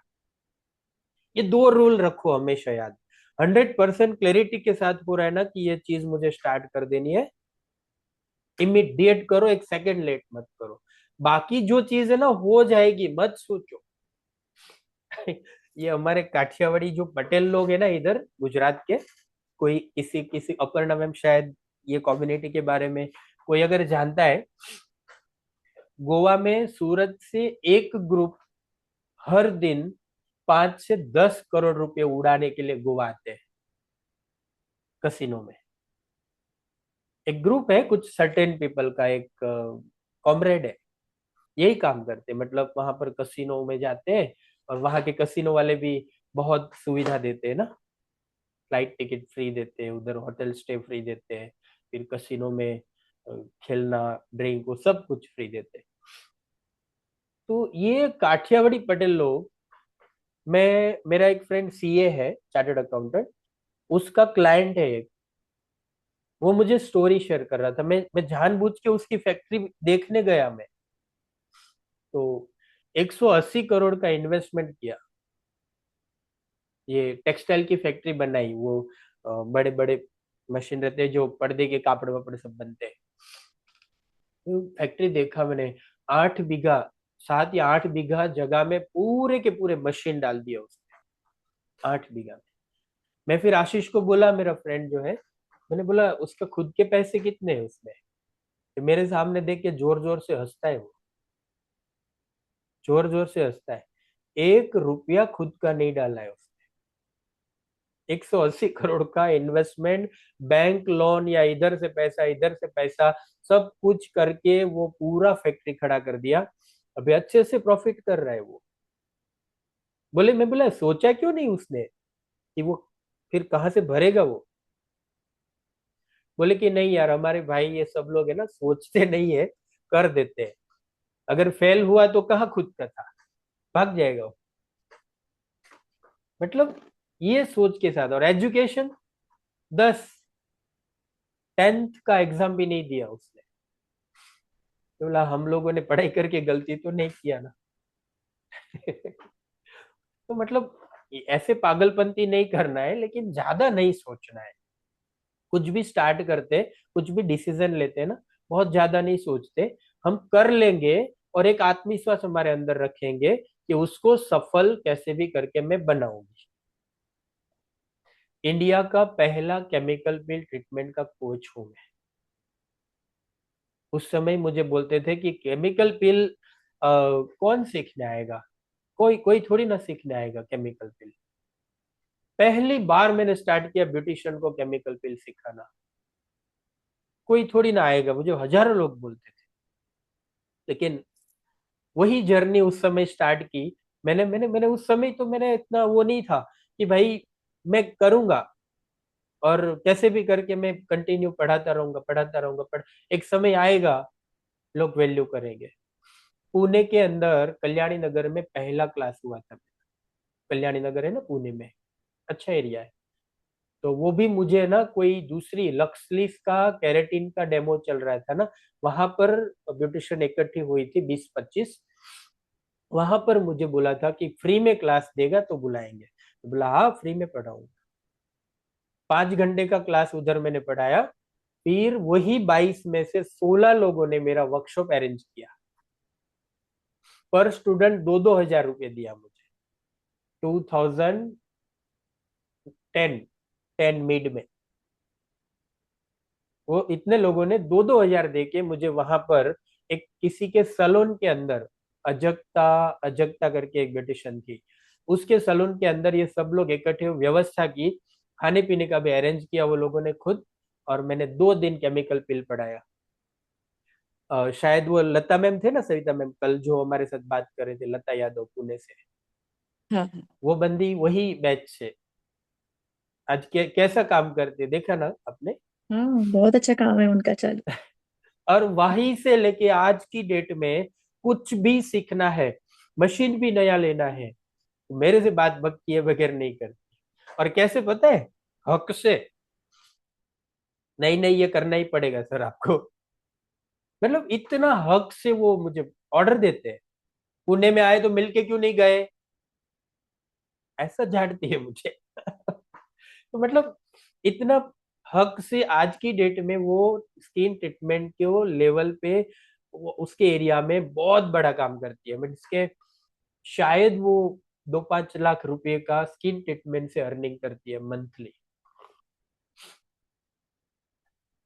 तो होता है ये सब चीजों में।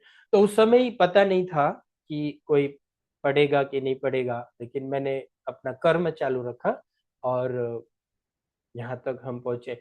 लेकिन मैं भी आपको एक फाइनल सजेशन देता हूँ कि भाई सोचो मत, है ना, दुनिया के दृष्टिकोण को माइंड में मत बिठाओ। हम, हमारा काम है, हमारे हाथ में है, और वही चीज में कैसे भी एरिया में कैसे भी सिचुएशन में हम सफल होंगे, 110% सफल होंगे। ठीक है।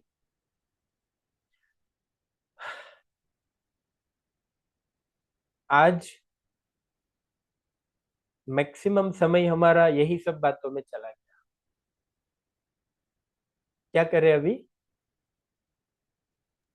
बट इसमें से भी बहुत कुछ सीखने मिल गया सर हमको। ये भी एक हाँ क्लास ही सर, हो गई है। ये क्लास ही हो गई वही। तो फिर है ना अभी सबको जाना भी सर होगा कल ना। करेंगे।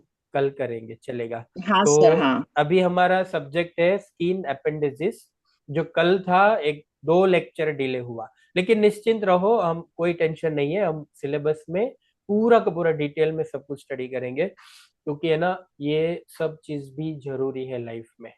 सब चीजों को ब्लेंड करते हुए पढ़ना है, क्योंकि अकेला कॉस्मेटोलॉजी हमें सफलता नहीं दिलाएगा। ठीक है। सर आप बट ही कभी एक बार कभी सब पहले से रिवीजन दे दो ना, शॉर्ट, पहले से, रिवीजन। एपिडर्मिस से। अच्छा हाँ, अच्छा एक ठीक है। शॉर्ट में आप जैसे दे यस दो। Yes yes yes. ठीक है, वो भी करते हैं। क्या बोल रहे थे सविता मैम, कुछ बोल रहे थे। नहीं कोई सर। कोई कुछ बोल रहा था। ठीक है। तो अभी एक है ना 10 मिनट का एक रिवीजन देते, रिवीजन करते, फिर हम लोग साइन ऑफ करेंगे। और कल वापस हम और कोई बात नहीं करते हुए हम यही सिलेब ये चैप्टर को हम खत्म करेंगे। तब तक हमारा जो प्लेटफॉर्म है ना वो भी आज की डेट में मैं रेडी करवा दूंगा, क्योंकि 4 ही वीडियो 5 वीडियो मुझे अपलोड करना है, ये भी कर दूंगा मैं अपलोड। क्योंकि कभी है ना लाइफ में ऐसा हो ना, मोटिवेशन चाहिए, ये वीडियो फिर याद रखना।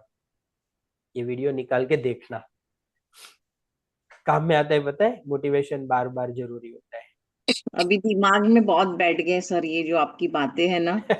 लोग वीडियो नहीं भी निकालेंगे तो पूरे दिमाग में चलती है सर इसकी की लेकिन बातें। असर कुछ समय के बाद डाउन हो जाती है ना, यही सर मोटिवेशन। जो आप मुझे फर्स्ट वर्कशॉप में जो मोटिवेशन दिए थे सर, उससे मुझे बहुत फर्क पड़ गया था लाइफ में। बट अभी एक साल में थोड़ा सा फ्रस्ट्रेट चल रहा है, तो भी मुझे ध्यान देना ही पड़ता है कि मुझे कुछ करना है। यानी इतनी सारी चीजें माइंड में रहती हैं, उसके साथ साथ मुझे पढ़ना भी है। ये भी एक मेरे लिए एक गोल रहता है कि मुझे करना ही है करके। पता है, फीमेल और मेल साइकोलॉजी को अंडरस्टैंड करना बहुत जरूरी है। फीमेल और मेल साथ में, लेकिन men are from Mars and woman from Venus. दोनों अलग अलग ग्रह से आके पृथ्वी के ऊपर जंप करके गिरे। दोनों अलग प्रकृति के बने हुए हैं, फिर भी एक छत के नीचे रहना है उसको। खतरनाक कंडीशन है, बहुत खतरनाक कंडीशन। फिर क्या बोलता है आदमी, मैन क्या बोलता है कि फीमेल को समझना मुश्किल है। और ये सारी बातें भगवान तक जोड़ दी कि भाई भगवान भी नहीं कर पाए तो हम कैसे कर पाए। सर बोलते हैं समझना नहीं है। हाँ, आदमी लोग बोलते हैं कि फीमेल को कुछ समझता नहीं है, ऐसा है वैसा, पर रहते फीमेल के ही साथ जिंदगी भर फिर उन्हीं को बोलेंगे और उन्हीं के साथ रहते, क्योंकि उनके बिना सच्चाई काम भी बताओ, नहीं होता ना। सच्चाई बताओ, इस पृथ्वी के मालिक आप लोग, इस संसार के मालिक आप लोग। आदमी जो बोलता है ना, उसकी वो असमझ है वो। क्योंकि आप लोग पहले पृथ्वी पे आए थे, आप लोग पहले पृथ्वी पे आए थे, आपने आदमी बनाया, फिर इस सृष्टि का सर्जन किया हुआ है। तो मालिक आप लोग हो। पहली बात ये माइंड में बिठा के रखो। किसी को बोलना नहीं है, झगड़े में ये बात का उपयोग नहीं करना है, लेकिन ये आत्मविश्वास रखो अपने अंदर। साले निकल पृथ्वी से दूर, मेरी मेरी पृथ्वी है, ऐसे नहीं। ये पृथ्वी मेरी है, चल निकल तू, मेरे सामने मत बोल तू, ऐसे नहीं। लेकिन वो सहजता आपके अंदर है। और दूसरा, एकाग्रता का लेवल स्त्री के अंदर ज्यादा है, इसलिए उसके अंदर शक्ति, मन की शक्ति ज्यादा है। फीमेल को कुछ समझता नहीं है, ऐसे बोलने वाले लोग फीमेल से दूर, उसके सजेशन के बगैर सफल होके दिखाए, अकेला आदमी कभी सफल नहीं हो सकता है। ठीक है, तो ये बात है। दूसरा, हाँ, अभी मैं थोड़ी विवेचना फीमेल साइकोलॉजी की करूंगा, थोड़ी थोड़ी, वो करने दो, बिकॉज आपको समझ में आएगा। फीमेल की थॉट सिस्टम है ना, ऐसे ऐसे ऐसे ऐसे ऐसे ऐसे ऐसे ऐसे ऐसे ऐसे ऐसे कंफ्यूजिंग लेवल पे होती है। वो हमारे दृष्टिकोण से, लेकिन आपके दृष्टिकोण से वो ठीक है। यस। यस। तो ऐसे ऐसे ऐसे होता है। कोई चीज को है ना, आप अलग अलग सेगमेंटाइज नहीं कर सकते, सब कुछ मैश कर देते हो आप। और मेल क्या करता है, ऐसे अलग अलग बॉक्स बना के अपने ब्रेन में रखता है। जो चीज जहां पर बेल लगाना है ना, वहीं पर डोरबेल बजाता है। बाकी दूसरे वालों को उस दूसरे बॉक्स में उस चीज का समझना है। और वही स्ट्रॉन्ग बिलीव रहता है आदमी का, मेन का। और वो स्ट्रॉन्ग बिलीव फीमेल के ऊपर वो थोपना चाहता है। क्यों सब कुछ इकट्ठा करती है। सैलून में कुछ प्रॉब्लम हुआ, घर पे आके हस्बैंड की गलतियां निकाल निकाल के उसको झाड़ना चालू करती है। हस्बैंड फिर सुनता नहीं है ना, तो और फ्रस्ट्रेट हो जाती है। फिर बोलते हैं तेरी बहन ने ऐसा किया, तेरी मम्मी ऐसा करती है, इसको इतना समझ नहीं है ना। अब फिर हस्बैंड गुस्सा करता है, क्योंकि हस्बैंड गुस्सा इसलिए करता है कि उसको सलोन का बॉक्स अलग था, उसका हस्बैंड की गलती का बॉक्स अलग था, और हस्बैंड के भाई बहन की गलती का बॉक्स अलग था। लेकिन आपने एक ही बॉक्स में ढोल पीटना चालू कर दिया, इसलिए वो गुस्सा करता है। अरे वो जब वो बात को अलग रखो, ये बात को अलग रखो, ये बात को अलग रखो, ऐसा मैन चाहता है, उसकी अपेक्षा ऐसी होती है। लेकिन आप सब लोग सब चीज मैश करते हुए बोलते हैं थोड़े समय के बाद बोलते हैं वो कि तू मेरी केयर नहीं करता है। अब वो कहाँ से आ गया इधर, कहाँ से आ गया? लेकिन वो आदमी को ये समझना चाहिए, जब फीमेल बोलती है ना, तब कुछ फ्रस्ट्रेशन है उसको अंदर, कुछ अंदर भरा पड़ा है, वो निकाल रही है। साले सुन के लेना, खाली सुन के लेना, गाली भी सुन के लेना, थोड़ी देर के बाद वो बाहों में आ जाएगी। इसीलिए बोलते हैं men are from Mars and woman from Venus, दोनों को एक दूसरे का जो प्रकृति है उसका स्टडी होना जरूरी होता है। खाली फीमेल को खाली सुनने से फीमेल को मेडिटेशन हो जाता है। सच बोल रहा हूँ? अच्छा लगता है ना? कोई बहुत ध्यान से, बहुत प्यार से अगर आपको सुनता है, आपके जो भी आप बोल रहे हो सुनता है, अच्छा लगता है ना? मेडिटेट हो बहुत जाते हैं। अच्छी। तो ये बात आदमी को नहीं अच्छा लगता है ना, समझ में नहीं आता है। एक बुक का नाम है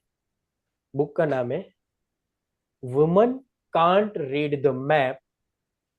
वुमन की यहाँ पर एबिलिटी दिखाई है, woman can't read the map, और मैन को पावरफुल दिखाया है, मैन डोंट लिसन। इसका मतलब क्या है? Woman can't read the map मतलब ए लोकेशन को इधर रखना है, ये लोकेशन को इधर रखना है, ये लोकेशन को इधर रखना है, वो वुमन के अंदर प्रकृति में नहीं है।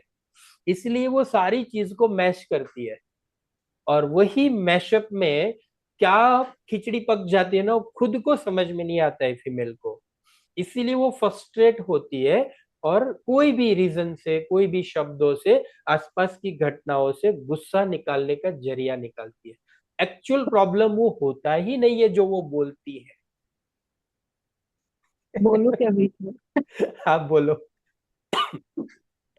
ये ठीक है, बट एक अगर आप ह्यूमन से साइकोलॉजी या ह्यूमन से रिलेटेड अगर थोड़ा विचार करें तो एक वुमन को मल्टीटास्किंग अगर वो नहीं रहेगी तो घर में कुछ होगा ही नहीं। वो वुमन को एक ही टाइम पे घर भी देखना है, एक ही टाइम पे बिजनेस भी देखना है, एक ही टाइम पे सब देखना है।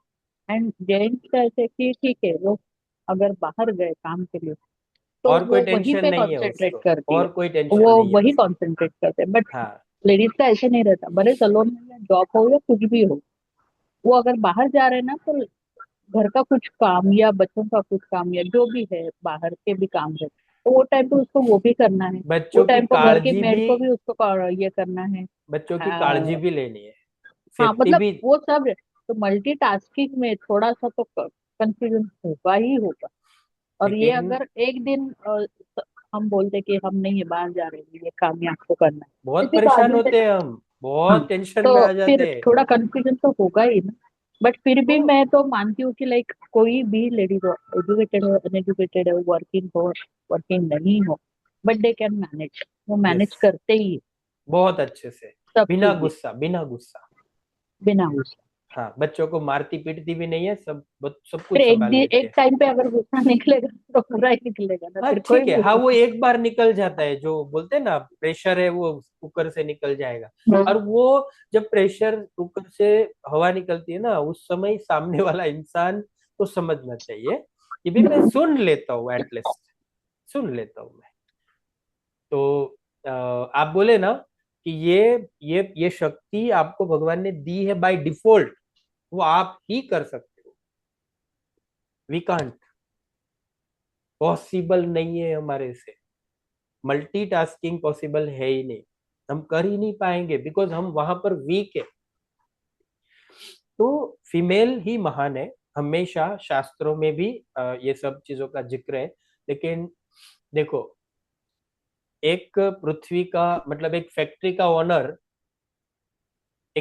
का ओनर अपने मैनेजर को अपने सर पे बिठा के रखता है, मैनेजर का ऑर्डर फॉलो करता है, तो ये दोनों में शक्तिशाली कौन है? एक फैक्ट्री का ओनर अपना रखा हुआ सैलराइड मैनेजर, उसकी ही सब कुछ सुनता है, फैक्ट्री में जो भी करना है वो मैनेजर को पूछ के ही करेगा। तो ये दोनों में से मैनेजर शक्तिशाली या फैक्ट्री का ओनर शक्तिशाली है? कौन मैनेजर। शक्तिशाली? हाँ, सोच के बताओ सविता मैम। मैनेजर। मैनेजर। और सोचिए, और सोचिए, थोड़ा और सोचिए। सर ओनर भी हो सकता है, क्योंकि वो मैनेजर को थोड़ा थोड़ा क्रेडिट दे के उससे अरे सारा काम करवा रहा है। सिंपल बात है ये शीतल मैम, हाँ। क्योंकि 2-5 करोड़ का इन्वेस्टमेंट किया है खुद ने, और उसका डिसीजन की लगाम अपने मैनेजर मैनेजर। को दिया है। तो शक्ति वो ऑनर के अंदर है, इसलिए कोई किसी के ऊपर भरोसा कर सकता है वो, कि भाई तू चला, मैं तेरे नीचे काम करूंगा।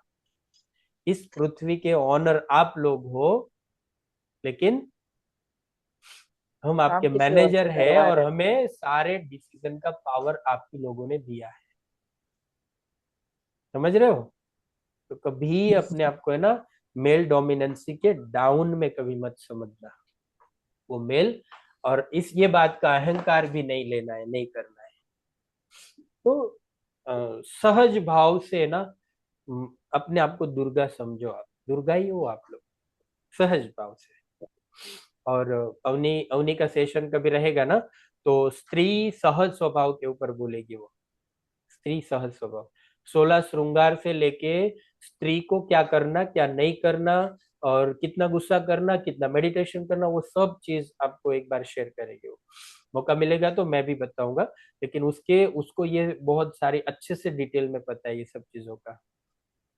16 श्रृंगार भी करवाएंगे आपसे एक दिन, ये सब कुछ है हमारे सिलेबस में। और उस समय का जो फील है ना, आपका फील, वो भी सुनना है हमें। क्योंकि 16 श्रृंगार, ये यहाँ पर जो लाल करते हैं ना सिंदूर, उसका महत्व क्या है, कान के अंदर जो पहनते हैं उसका महत्व क्या है, नाक में पहनते हैं उसका महत्व क्या है, ये सब चीजों का कुछ ना कुछ महत्व है हमारे, है ना। श्रृंगार की जो जगह है ना, वो हमारे एनर्जी ब्लॉकेज की ही जगह है। तो हम सही। बच जाते ये सब चीजों को फॉलो करेंगे ना, तो बहुत जगह पर हमारी ऊर्जा बहुत सात्विक हो जाती है। ये सब चीज हम करेंगे, हमारे पास समय भी काफी है, और सीखना भी बहुत है। हालांकि देखेंगे ना, सीखने के सामने समय कम है, लेकिन हम मैक्सिमम ऑप्टिमाइज करेंगे, और सब चीज एक साथ पूरे लाइफ को आगे लेके जाना है। खाली बिजनेस नहीं, हाँ, पूरी लाइफ को। क्योंकि बिजनेस में सफल है और रिलेशन में प्रॉब्लम है, रिलेशन अच्छा है, बिजनेस अच्छा है, बच्चों में प्रॉब्लम है। क्योंकि हम चारों दिशा से अगर खुश नहीं रहेंगे ना, चारों दिशा में तृप्ति नहीं होगा ना, तो कोई ना कोई एक कांटा चुभता रहेगा जीवन में, कहीं ना कहीं वो अड़चन रूप बनता रहेगा। तो हम सब चीजों के ऊपर कुछ ना कुछ काम करते करते, कुछ ना कुछ प्रैक्टिकल एक्सपीरियंस करते रहेंगे। Manifestation, affirmation, parenting, emotional engineer, social engineering, emotional question, emotional intelligence के ऊपर काम करेंगे। सबसे ज्यादा मन के ऊपर काम करेंगे, मन की विशालता के ऊपर काम करेंगे हम। क्योंकि मन जितना विशाल रहेगा ना, उतनी ही सारी चीजों का अंदर ग्रैब करने की शक्ति हमारी बढ़ती रहेगी। ठीक है, चलो मैं एक बार फटाफट रिपीट कर देता हूँ। हमारे स्किन के अंदर 3 लेयर होते हैं, मेजरली 3 लेयर: एपिडर्मिस, डर्मिस और हाइपोडर्मिस। एपिडर्मिस के अंदर पेटा 4 लेयर होते हैं। आप भी साथ में अगर कुछ याद आता है ना तो बोलते रहो। तो एपिडर्मिस में पेटा 4 लेयर, एक्चुअली 5, लेकिन हम समझे थे 4। ऊपर का जो लेयर है डेड स्किन सेल कॉन्सेंट्रेशन वाला, स्ट्रेटम कॉर्नियम। उसके नीचे ट्रांसपेरेंट लेयर है, जो पाम एंड फुट फीट के अंदर समझ में आता है, वो है स्ट्रेटम ल्यूसिडम। उसके नीचे स्ट्रेटम ग्रेनुलोजम, स्ट्रेटम ग्रेनुलोजम लेयर कैरेटीन, ये मतलब आसपास के सेल्स को कुछ ना कुछ चीजें सप्लाई करता है, लिपिड को वहां पर ब्लॉक करता है, उसकी फंक्शनैलिटी ऐसी होती है। Stratum spinosum, stratum basale, original layer of our epidermis, जहां पर फुल्ली एक्टिविटी वहां पर होती है, नए सेल बनते हैं, और नए सेल में पिगमेंटेड सेल भी, कैरेटिनो मेलेनोसाइट भी वहीं से बनते हुए ऊपर जाते हैं। फिर डर्मिस लेयर, डर्मिस लेयर में ऊपर का layer papillary layer, papillary layer के अंदर कॉर्पस्कल होते हैं, कॉर्पस्कल, कॉर्पस्कल जो न्यूरॉन्स वो सब चीज उसमें रहती है, और ब्लड वेसल भी उसके अंदर रहते हैं। डर्मिस लेयर में ऑल ओवर जगह पर ब्लड वेसल्स रहते हैं, और डर्मिस लेयर का 25% पार्ट, 25% पार्ट में वो टिका होता है। 75% पार्ट में डर्मिस लेयर के बॉटम में रेटिकुलर लेयर रहता है। Reticular layer all over skin में सबसे मोटा लेयर है। तो 90% डर्मिस लेयर ऑक्यूपाई करता है पूरी स्किन का। डर्मिस लेयर के अंदर सेल्स की और प्रोटीन की बात करें तो उसमें कोलोजन प्रोडक्शन होता है, इलास्टिन होता है। इलास्टिन और कोलोजन के साथ में मिक्स होके, मीन्स के उसके साथ में प्रोसेस करते हुए वो फाइब्रोब्लास्ट सेल से, फाइब्रोब्लास्ट प्रोसेस के थ्रू वो सेल बनते हैं, और मल्टीपल सेल अलाइन होते हमारे स्किन का स्ट्रक्चर बनता है। तो जैसे हम लोगों ने स्टडी किया था, बॉटम से बेबी सेल बॉर्न होते होते धीरे धीरे ऊपर की दिशा में गति करता है। सेल बॉर्न होने से डेड स्किन सेल बनने तक की जर्नी अबव 40 एज में 28 डेज का होता है। 28 दिन में वो सेल बॉर्न होके ऊपर आके डेड स्किन सेल में कन्वर्ट हो जाता है। फिर वही जो नेचुरल सेल डिवीजन और सेल नए बनने की जो प्रोसेस है, वो प्रोसेस को 28 दिन से हम अगर 20 डेज में कन्वर्ट कर पाए तो हमारी स्किन के टेक्सचर में और हमारी स्किन में बहुत सारे प्रॉब्लम से उसमें कुछ ना कुछ फर्क गिरेगा। उसके बाद में माइक्रो निडलिंग का ट्रीटमेंट जो है वो रेटिकुलर लेयर तक पहुंचता है।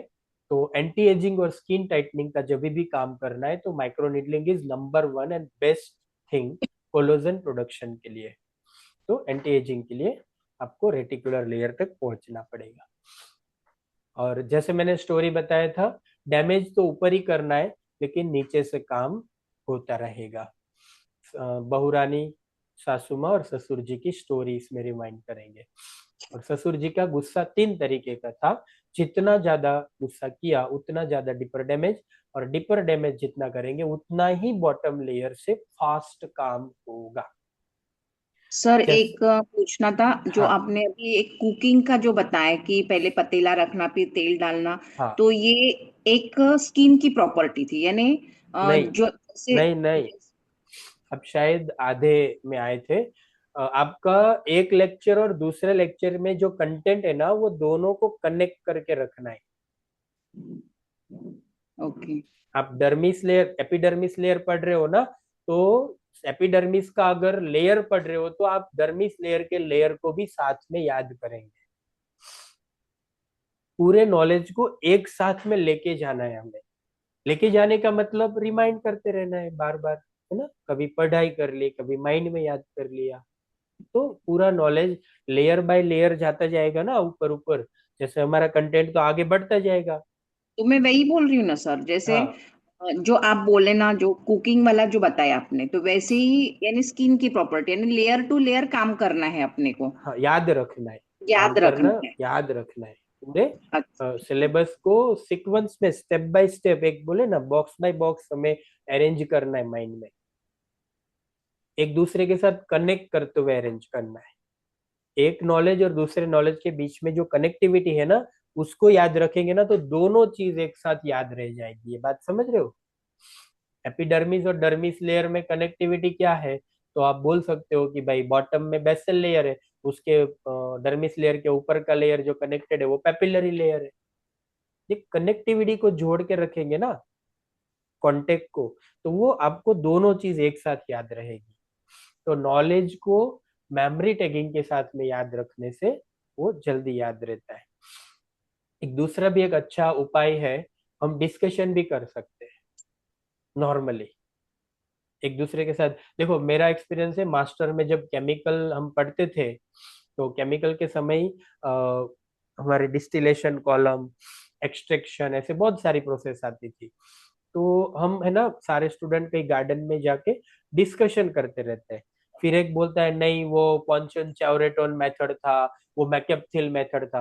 तो गार्डन में जो जो चीजें हमें डिस्कस की ना वो आज की डेट में मुझे याद है। आज की डेट में मुझे याद है, शायद 15-17 साल हो गया, वो 20 साल शायद हो गया। वो आज की डेट में मुझे याद है। बीच में कभी वो बुक्स पढ़ी है मेरे लाइब्रेरी के अंदर, सारी बुक्स पढ़ी है, जो भी मैं पढ़ा हूं ना वो सारी बुक मैंने संभाल के रखी है, लेकिन कभी पढ़ाई नहीं किया, फिर भी याद है। तो डिस्कशन से भी हमें कुछ चीजें याद रह जाती है। तो ये भी एक जरिया है, एक लेयर और एक कंटेंट और दूसरे कंटेंट के बीच में कनेक्टिविटी रखना है मेमोरी टैगिंग के लिए। कभी कभार कोई कंसेप्ट को याद करने के लिए वो स्टोरी भी याद करना है। स्टोरी जल्दी याद रहता है ना, इसलिए नॉलेज के साथ स्टोरी को कनेक्ट करता हूँ मैं। अब स्टोरी तो कैसी रहेगी ना वो मेरी क्रिएटिविटी के ऊपर डिपेंड है। कुछ स्टोरी का कोई कंक्लूजन नहीं होगा, लेकिन फिर भी वो स्टोरी है। स्टोरीज में ज्यादातर हमें कंक्लूजन चाहिए ना, कंक्लूजन वाली स्टोरी भी नहीं रहेगी। देखो सासू माँ ससुर जी में कहीं पर कंक्लूजन नहीं है, ना बहू ने माफी मांगी, ना सासू माँ ने बहू रानी को झाड़ा, तभी कंक्लूजन आता है। तो स्टोरी आधी ही आधी रहेगी, लेकिन स्टोरी नहीं बोल सकते उसको, सिचुएशन बोल सकते हैं, है ना। ये भी बेबी बेबी जैसे बॉर्न होता है, जैसे जैसे उसकी उम्र, तो वो रियलिटी लाइफ की है, उसके साथ में सेल रिग्रोथ की जो पैटर्न है उसको कनेक्ट करते हैं। अब मोदी साहब बोल रहे हैं कि भाई बच्चा बड़ा होके तो इंजीनियर बनेगा, तो रेटिकुलर में मोदी साहब, पप्पू में पप्पू भैया है, क्योंकि वहां पर फंक्शन ही कम होते हैं। पप्पू भैया के पास फंक्शन ही कम है, कंक्लूजन नहीं रहता है, लेकिन इंडियन पॉलिटिक्स की सिचुएशन के साथ में हम नॉलेज को कनेक्ट कर रहे हैं। हम घर के अंदर जो घटनाएं चलती है उसके साथ में नॉलेज को कनेक्ट कर रहे हैं। तो कुछ क्रिएटिविटी इंस्टेंट बेस पे आ जाती है तो मैं स्टोरी बना लेता हूँ। अदरवाइज कुछ चीजें ऐसी होती है इंस्टेंट, जब पढ़ाने के टाइम कुछ इंसिडेंट्स वो नॉलेज के साथ में हम कनेक्ट कर देते हैं। तो memory tagging, layer by layer connectivity, ये सारी चीजों के साथ पढ़ना है, इतना मैंने उस समय बताया था। तो अभी लास्ट 5 मिनट में मैं आपको वो सेल डिवीजन की बात बता के फिर हम आज साइन ऑफ करेंगे। तो जैसे सबक्यूटेनस लेयर के अंदर फैट लॉब्यूल्स रहते हैं। फैट लॉब्यूल्स कोई एंजाइमेटिक एक्टिविटी से टूटता है। फैट मतलब चर्बी, लिपिड, लिपिड ब्रेक होता है। अब वो एंजाइम्स कौन से होते हैं? सल्फोट्रांसफेरेज, फॉस्फोट्रांसफेरेज एंड काइनेज एंजाइम होते हैं। फैट को तोड़ते हुए वो पॉलीसेकेराइड में कन्वर्ट करता है। देखो मैं जो बता रहा हूँ ना उससे भी काफी ज्यादा फिजियोलॉजी होती है इसमें, लेकिन मैं स्ट्रेट इसीलिए बता रहा हूँ कि भी इतना ही हमारे माइंड में इमेजिनेशन रहेगा ना, तो जब हम पढ़ाई करेंगे तो वो सारी चीज इमीडिएट हमारे माइंड में बैठ जाएगा। तो रीजन है कुछ।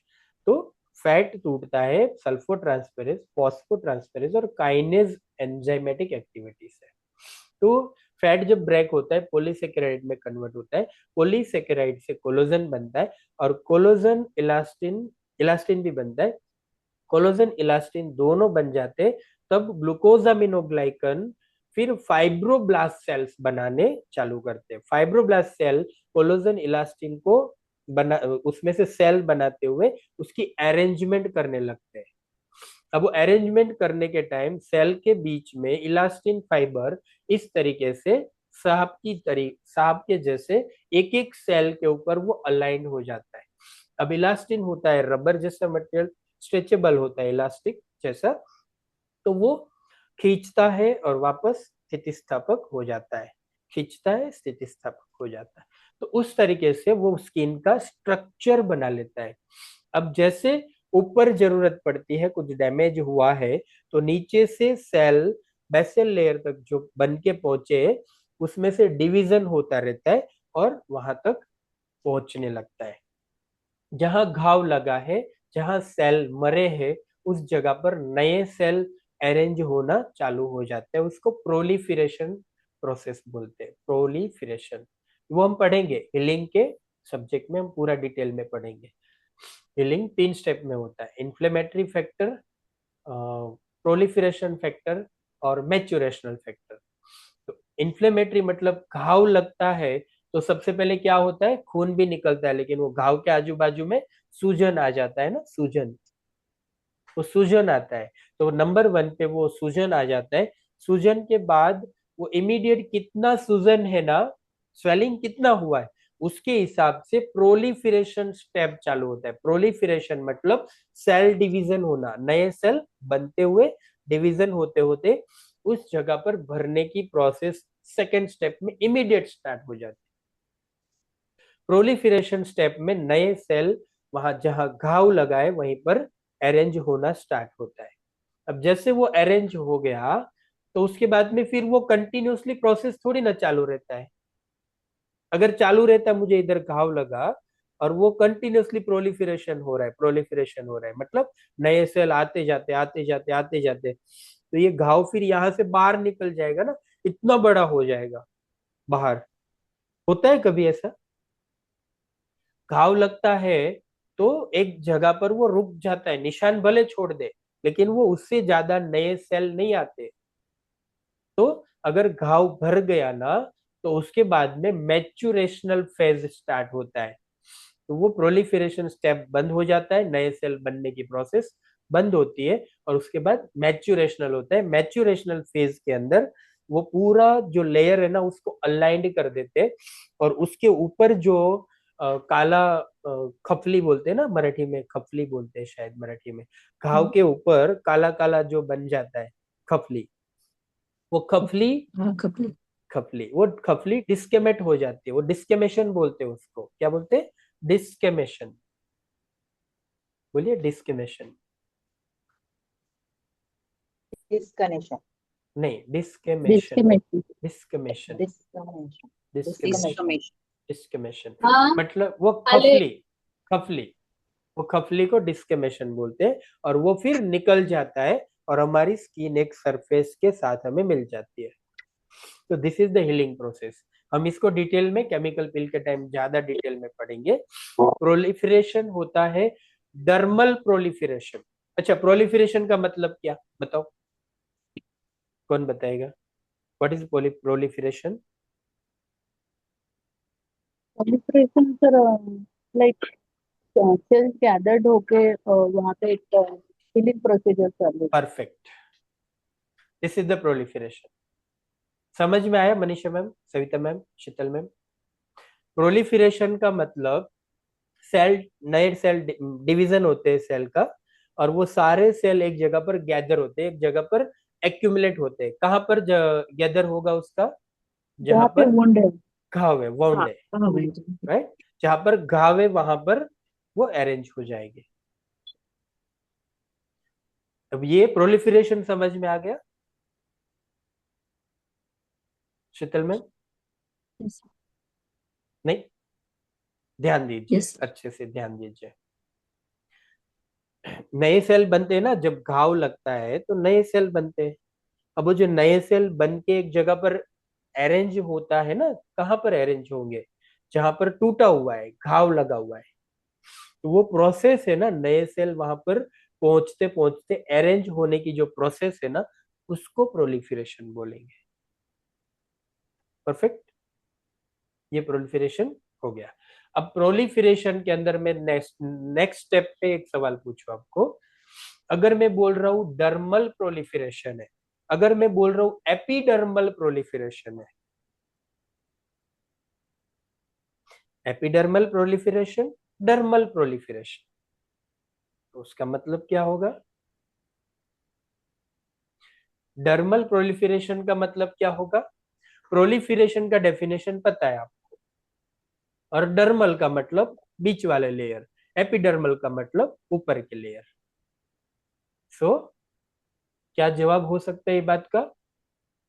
थर्मल में भी हीट फॉर्म होता है। हाँ, फिर से बोलिए, epiderm Savita ma'am, Sheetal ma'am, Manisha ma'am, ध्यान दीजिए। Thermal proliferation epidermis and hypodermis के बीच में है, तो वहाँ पे से फॉर्म होगा। और एपिडर्मल सर उसका एक टर्म है, मुझे याद नहीं आ रहा है, कोलाई या कुछ ये एपी सकते हैं। एपिथेलियलाइजेशन बोलते हो, एपिथेलियलाइजेशन मेडिकल टर्म में। एपिडर्मल के ऊपर जो होगा, मतलब हाँ, तो मुझे याद नहीं आ रहा है टर्म। एपिडर्मल एपिथेलियलाइजेशन प्रोलिफरेशन ऐसा बोलते हैं। तो मैं इसीलिए एपिथेलियलाइजेशन नहीं डाल रहा था कि कंफ्यूजन ना हो जाए, वर्ड भी थोड़ा भारी है ना इसलिए। तो एपिथेलियलाइजेशन बताऊंगा, पहले एपिथेलियम क्या होता है वो समझाऊंगा, तो उसके बाद तो मैं सिंपल बात बता। मैम मैं ना कोशिश करता हूँ कि ज्यादा भारी शब्द के साथ मैं ना समझाऊँ आपको, ताकि फिर आप है ना इमीडिएट बोल देंगे कि ये मेरी समझ के बारे में नहीं समझ पाऊंगी, सर इसीलिए मेरे को धीरे धीरे धीरे बड़े शब्द निकालता हूँ मैं। हाँ, सर ये आपने प्रोलिफ्रिएशन बोले आपने। प्रोलिफरेशन। हाँ, हाँ, इसका मीनिंग बताओ मुझे। इसका मतलब सेल बनते हैं स्किन के लेयर में, बनते हैं कि नहीं बनते हैं बताओ हाँ, मुझे। अब वो बन के कहाँ जाएंगे, बन के ऊपर, जहां जरूरत है वहां पर जाएंगे मनीषा एपिडर्मिस, मैम। एपिडर्मिस जहां लेयर। जरूरत है मैम, मान हाँ, ज्यादातर एपिडर्मिस में जाता है, लेकिन जहां हाँ, जरूरत है वहां सब जगह पर जाएगा। ठीक है, अब जरूरत कहां पर होगा, जहां घाव होगा, जहां घाव होगा वहां पर सेल्स की जरूरत होगी। तो एक ये बनने के बाद वो जहां पर पहुंचता है ना, वो जहां पर एक जगह पर एक्यूमुलेट होता है, इकट्ठा होता है, गैदर होता है, वो प्रोसेस को प्रोलिफरेशन प्रोसेस बोलते हैं। अभी समझ में आया? Yes sir no? हाँ सर। अभी आया सविता मैम? हाँ, हाँ, हाँ सर। है ना? तो मैं नेक्स्ट क्वेश्चन मेरा ये था, आप सब लोग प्रोलिफरेशन पे ही थे, और अपर्णा मैम मैंने डिस्कशन कर लिया एपिडर्मल प्रोलिफरेशन और डर्मल प्रोलिफरेशन। तो प्रोलिफरेशन का मतलब सेल, जो बने हुए सेल है उसका डिवीजन होके जहां जरूरत है वहां पर वो मूव करता है, जहां पर स्किन को भरने का काम करता है, वो घाव को भरने का काम करता है। अगर मैं बोलूं कि वो डर्मल प्रोलिफरेशन है, तो उसका मतलब क्या हो सकता है, लॉजिक से जवाब देना है। डर्मल प्रोलिफरेशन, शब्द को तोड़ के समझो आप, तोड़ो शब्दों डर्मिस, को। हाँ, dermis layer, dermis level. Dermis, dermis layer sir. हाँ, लेकिन और आगे बोलो, डर्मिस मतलब घाव के, लेयर। हाँ बोलिए। घाव जो है मतलब डर्मिस लेवल तक गया है, डीप तक गया है ऐसे। हाँ, डर्मिस लेयर तक घाव हो ऐसा पॉसिबल नहीं है, मतलब हर बार ऐसा नहीं बोलना है, लेकिन घाव इतना डीप है, इतना बड़ा घाव है कि वो डर्मिस लेयर से भी सेल मूव करना चालू कर रहा है। वो अदरवाइज, एपिडर्मिस लेयर तक जाएगा ना, जो घाव बनेगा तो। हाँ, जहां पर घाव है वहां तक जाएगा वो हाँ। पूरा घाव भरेगा, तब तक प्रोलिफरेशन प्रोसेस चालू रहेगा। यस। Yes sir. हाँ, तो प्रोलिफरेशन प्रोसेस मतलब सेल जहाँ घाव है वहां पर मूव करता है, अरेंज होके वहां घाव को भरता है। तो डर्मल प्रोलिफरेशन का मतलब ससुर जी ज्यादा बड़ा गुस्सा कर दिया था, तब जाके डर्मल प्रोलिफरेशन होगा। अब कनेक्ट करो मेमोरी में। ससुर जी बड़ा गुस्सा किया, Savita ma'am relax, Savita ma'am relax, relax होके सुनिए। ससुर जी ज्यादा बड़ा गुस्सा किया था सासू माँ के ऊपर, तो बहुरानी शीतल मैम बेडरूम में थी और दौड़ के भाग के बहुत जबरदस्त स्पीड के साथ किचन प्लेटफॉर्म साफ करके बेडरूम में वापस चली गई। दैट इज डर्मल प्रोलिफरेशन, क्योंकि घाव इतना डीप है कि डर्मिस लेयर में से नए सेल को ऊपर खींचना पड़ेगा, तब घाव भरेगा। यस, क्लियर है? पर यस। सर हाँ, जैसे हाँ, मतलब यंग लोगों में इसका प्रोसेस फास्ट होता है ना, हाँ, सर ओल्ड है तो ओल्ड को तो थोड़ा स्लो ही हाँ, रहेगा।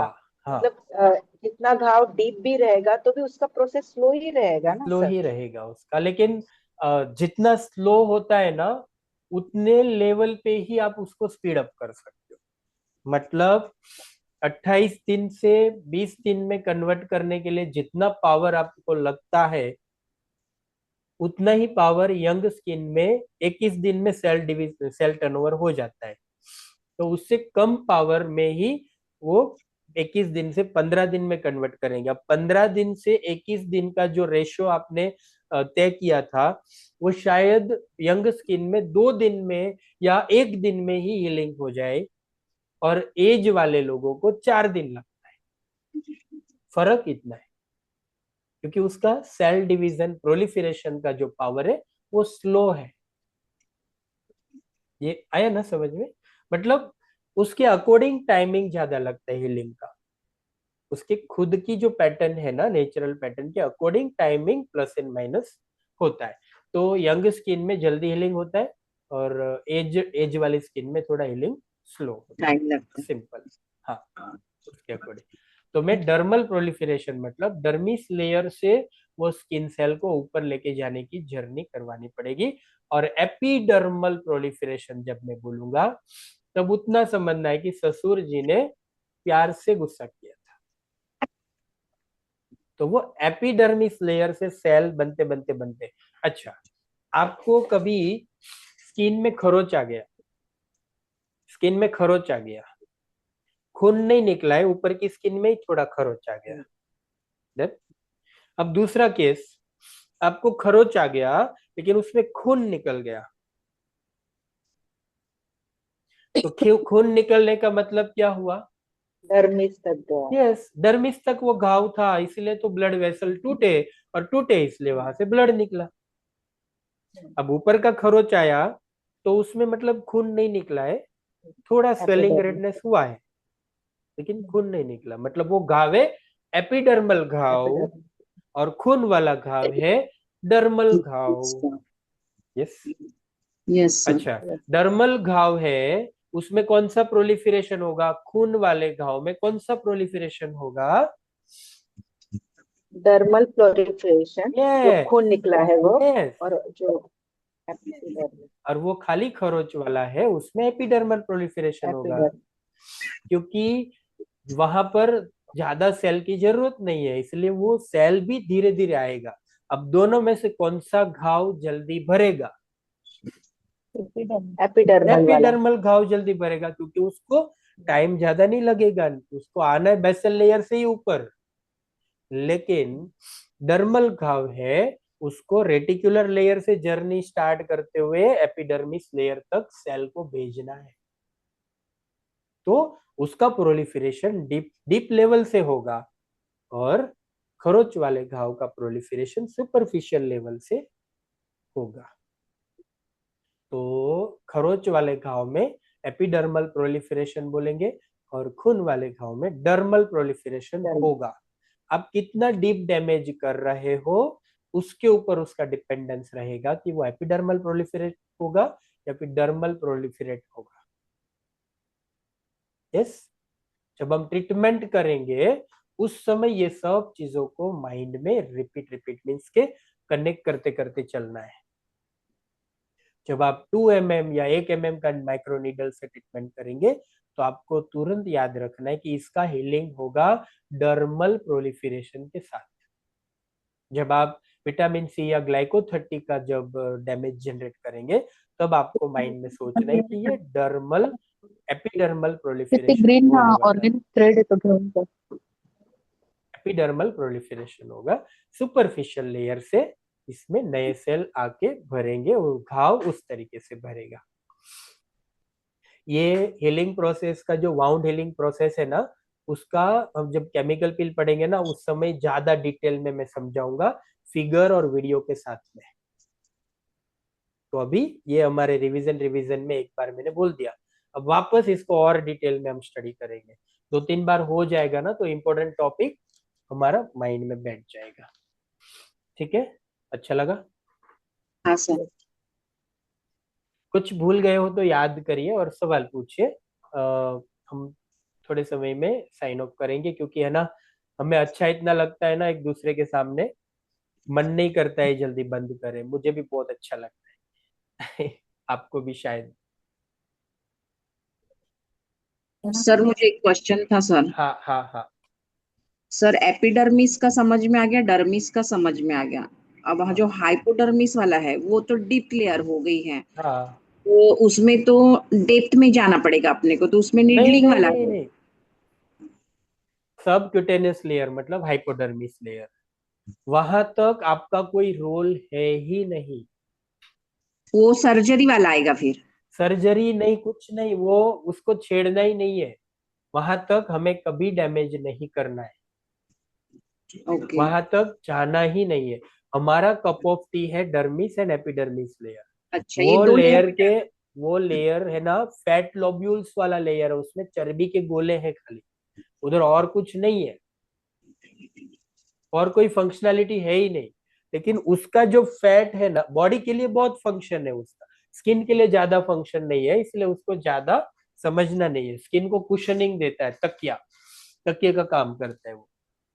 तो और बॉडी को बाहर से प्रोटेक्शन देता है, घाव या फिर सडन शॉक लगने से प्रोटेक्शन देता है, उससे ज्यादा उसका कोई रोल नहीं है। तो और उसमें से जो फैट है ना, वो स्किन सेल्स बनाने के लिए हमारे मेटाबॉलिज्म, मेटाबॉलिक एक्टिविटीज के अंदर काम में आता है। उससे ज्यादा उसका कोई हेडेक नहीं लेना है आपको। आपको मेजरली 5 लेयर अच्छे से, 6 लेयर अच्छे से पढ़ना है। एपिडर्मिस के 5 और डर्मिस के 2, सॉरी 7, तो यही लेयर को समझना है। हाइपोडर्मिस इज अगेन बॉडी का पार्ट है वो, लेकिन वो टच में है ना, पड़ोसी है, तो उसको जानना जरूरी है। पड़ोसी हम्म। है, हमारे कप ऑफ टी का पड़ोसी है, तो उसको जानना जरूरी, इसलिए उसको वहां तक ही अंडरस्टैंड करना है। ठीक है, सर ओके। डन। आज भी 11:15 बज गया, हम धीरे धीरे टाइम को प्रिसाइज करने की कोशिश करेंगे। फटाफट फटाफट 1 ही घंटे में सिलेबस खत्म करने की आदत डालेंगे हम। देखो मैं ना, कोई भी कंटेंट, सिलेबस को छोड़ के भी कुछ कंटेंट बोलता हूँ ना, उसके पीछे कुछ ना कुछ रीजंस होते हैं। ये सब चीज आपको कुछ समय के बाद में एक साथ समझ में आएगी। ठीक है, तो सिलेबस तो हमारा चलते रहेगा, और नेल, हेयर और ग्लैंड्स, ये 3 चीज हम नेक्स्ट लेक्चर में हम पढ़ेंगे। आज कोई असाइनमेंट आपको मैं नहीं दे रहा हूँ, कोई होमवर्क नहीं है। ठीक है, कल वापस मिलते। Thank you so much, take care and thank जय you Shri so sir, much Krishna. Thank you. Sir. Thank you sir, sir. जय श्री कृष्ण सर। जय श्री कृष्ण। हेलो। हाँ मैम। हाँ सर, मुझे एक पूछना था कि लाइक हाँ मेरे मेरे फेस के अकॉर्डिंग, मतलब मुझे फ्रिकल्स है, पिगमेंटेशन है एंड सैगिंग है, तो मुझे पील चालू करना था। तो मैं चाहती थी कि आप मुझे सजेस्ट करो, तो अपना ये हाँ, क्लास चालू है ना, उसके अकॉर्डिंगली मैं करती रहूंगी, यस यस, तो फिर मुझे भी आपका गाइडेंस मिलेगा यस मैम। तो। मैं सीधा ही आपको बता देता हूँ, सबसे पहले नंबर पे आपको सजेशन में देता हूँ, एंटी हाँ इन्फ्लेमेटरी डाइट के ऊपर चले जाओ, मिनिमम हाँ 1 महीने तक। हाँ और दिन में कुछ थोड़े एक्सरसाइज वर्कआउट करो, कैलोरी बर्न करो आप। हाँ उसके साथ में एंटीऑक्सीडेंट कोई एक सोर्स डाल दो फूड में, हाँ कोई एक सोर्स एंटीऑक्सीडेंट का डाल दो। हाँ अगर कुछ फूड में नहीं डालना है तो विटामिन सी भी ले सकते हो आप। हाँ ठीक है, लिवर डिटॉक्स करने के मेन रीजन से मैं आपको एंटी इन्फ्लेमेटरी प्लानिंग हाँ दे रहा हूँ, बिकॉज आपके लीवर को ज्यादा क्लीन करने की जरूरत है। हाँ डाइजेशन वो सब चीज बाद में ही ठीक होगा, तो नंबर 1 पे वो जरूरत है। दूसरा, हाँ थोड़े थॉट सिस्टम आपके थोड़े एग्रेसिव होगा ऐसा मुझे थोड़ा लग रहा है, थॉट्स क्या बहुत आते हैं, थॉट। कंटिन्यूस थॉट्स थॉट्स, हाँ है ना। हाँ तो वायु बैलेंस करने की जरूरत है। मैंने सवाल इसलिए पूछा कि वायु बैलेंस करने की जरूरत है कि नहीं। जब हम पित्त के ऊपर काम करते हैं ना, तो हम्म वायु बैलेंस कर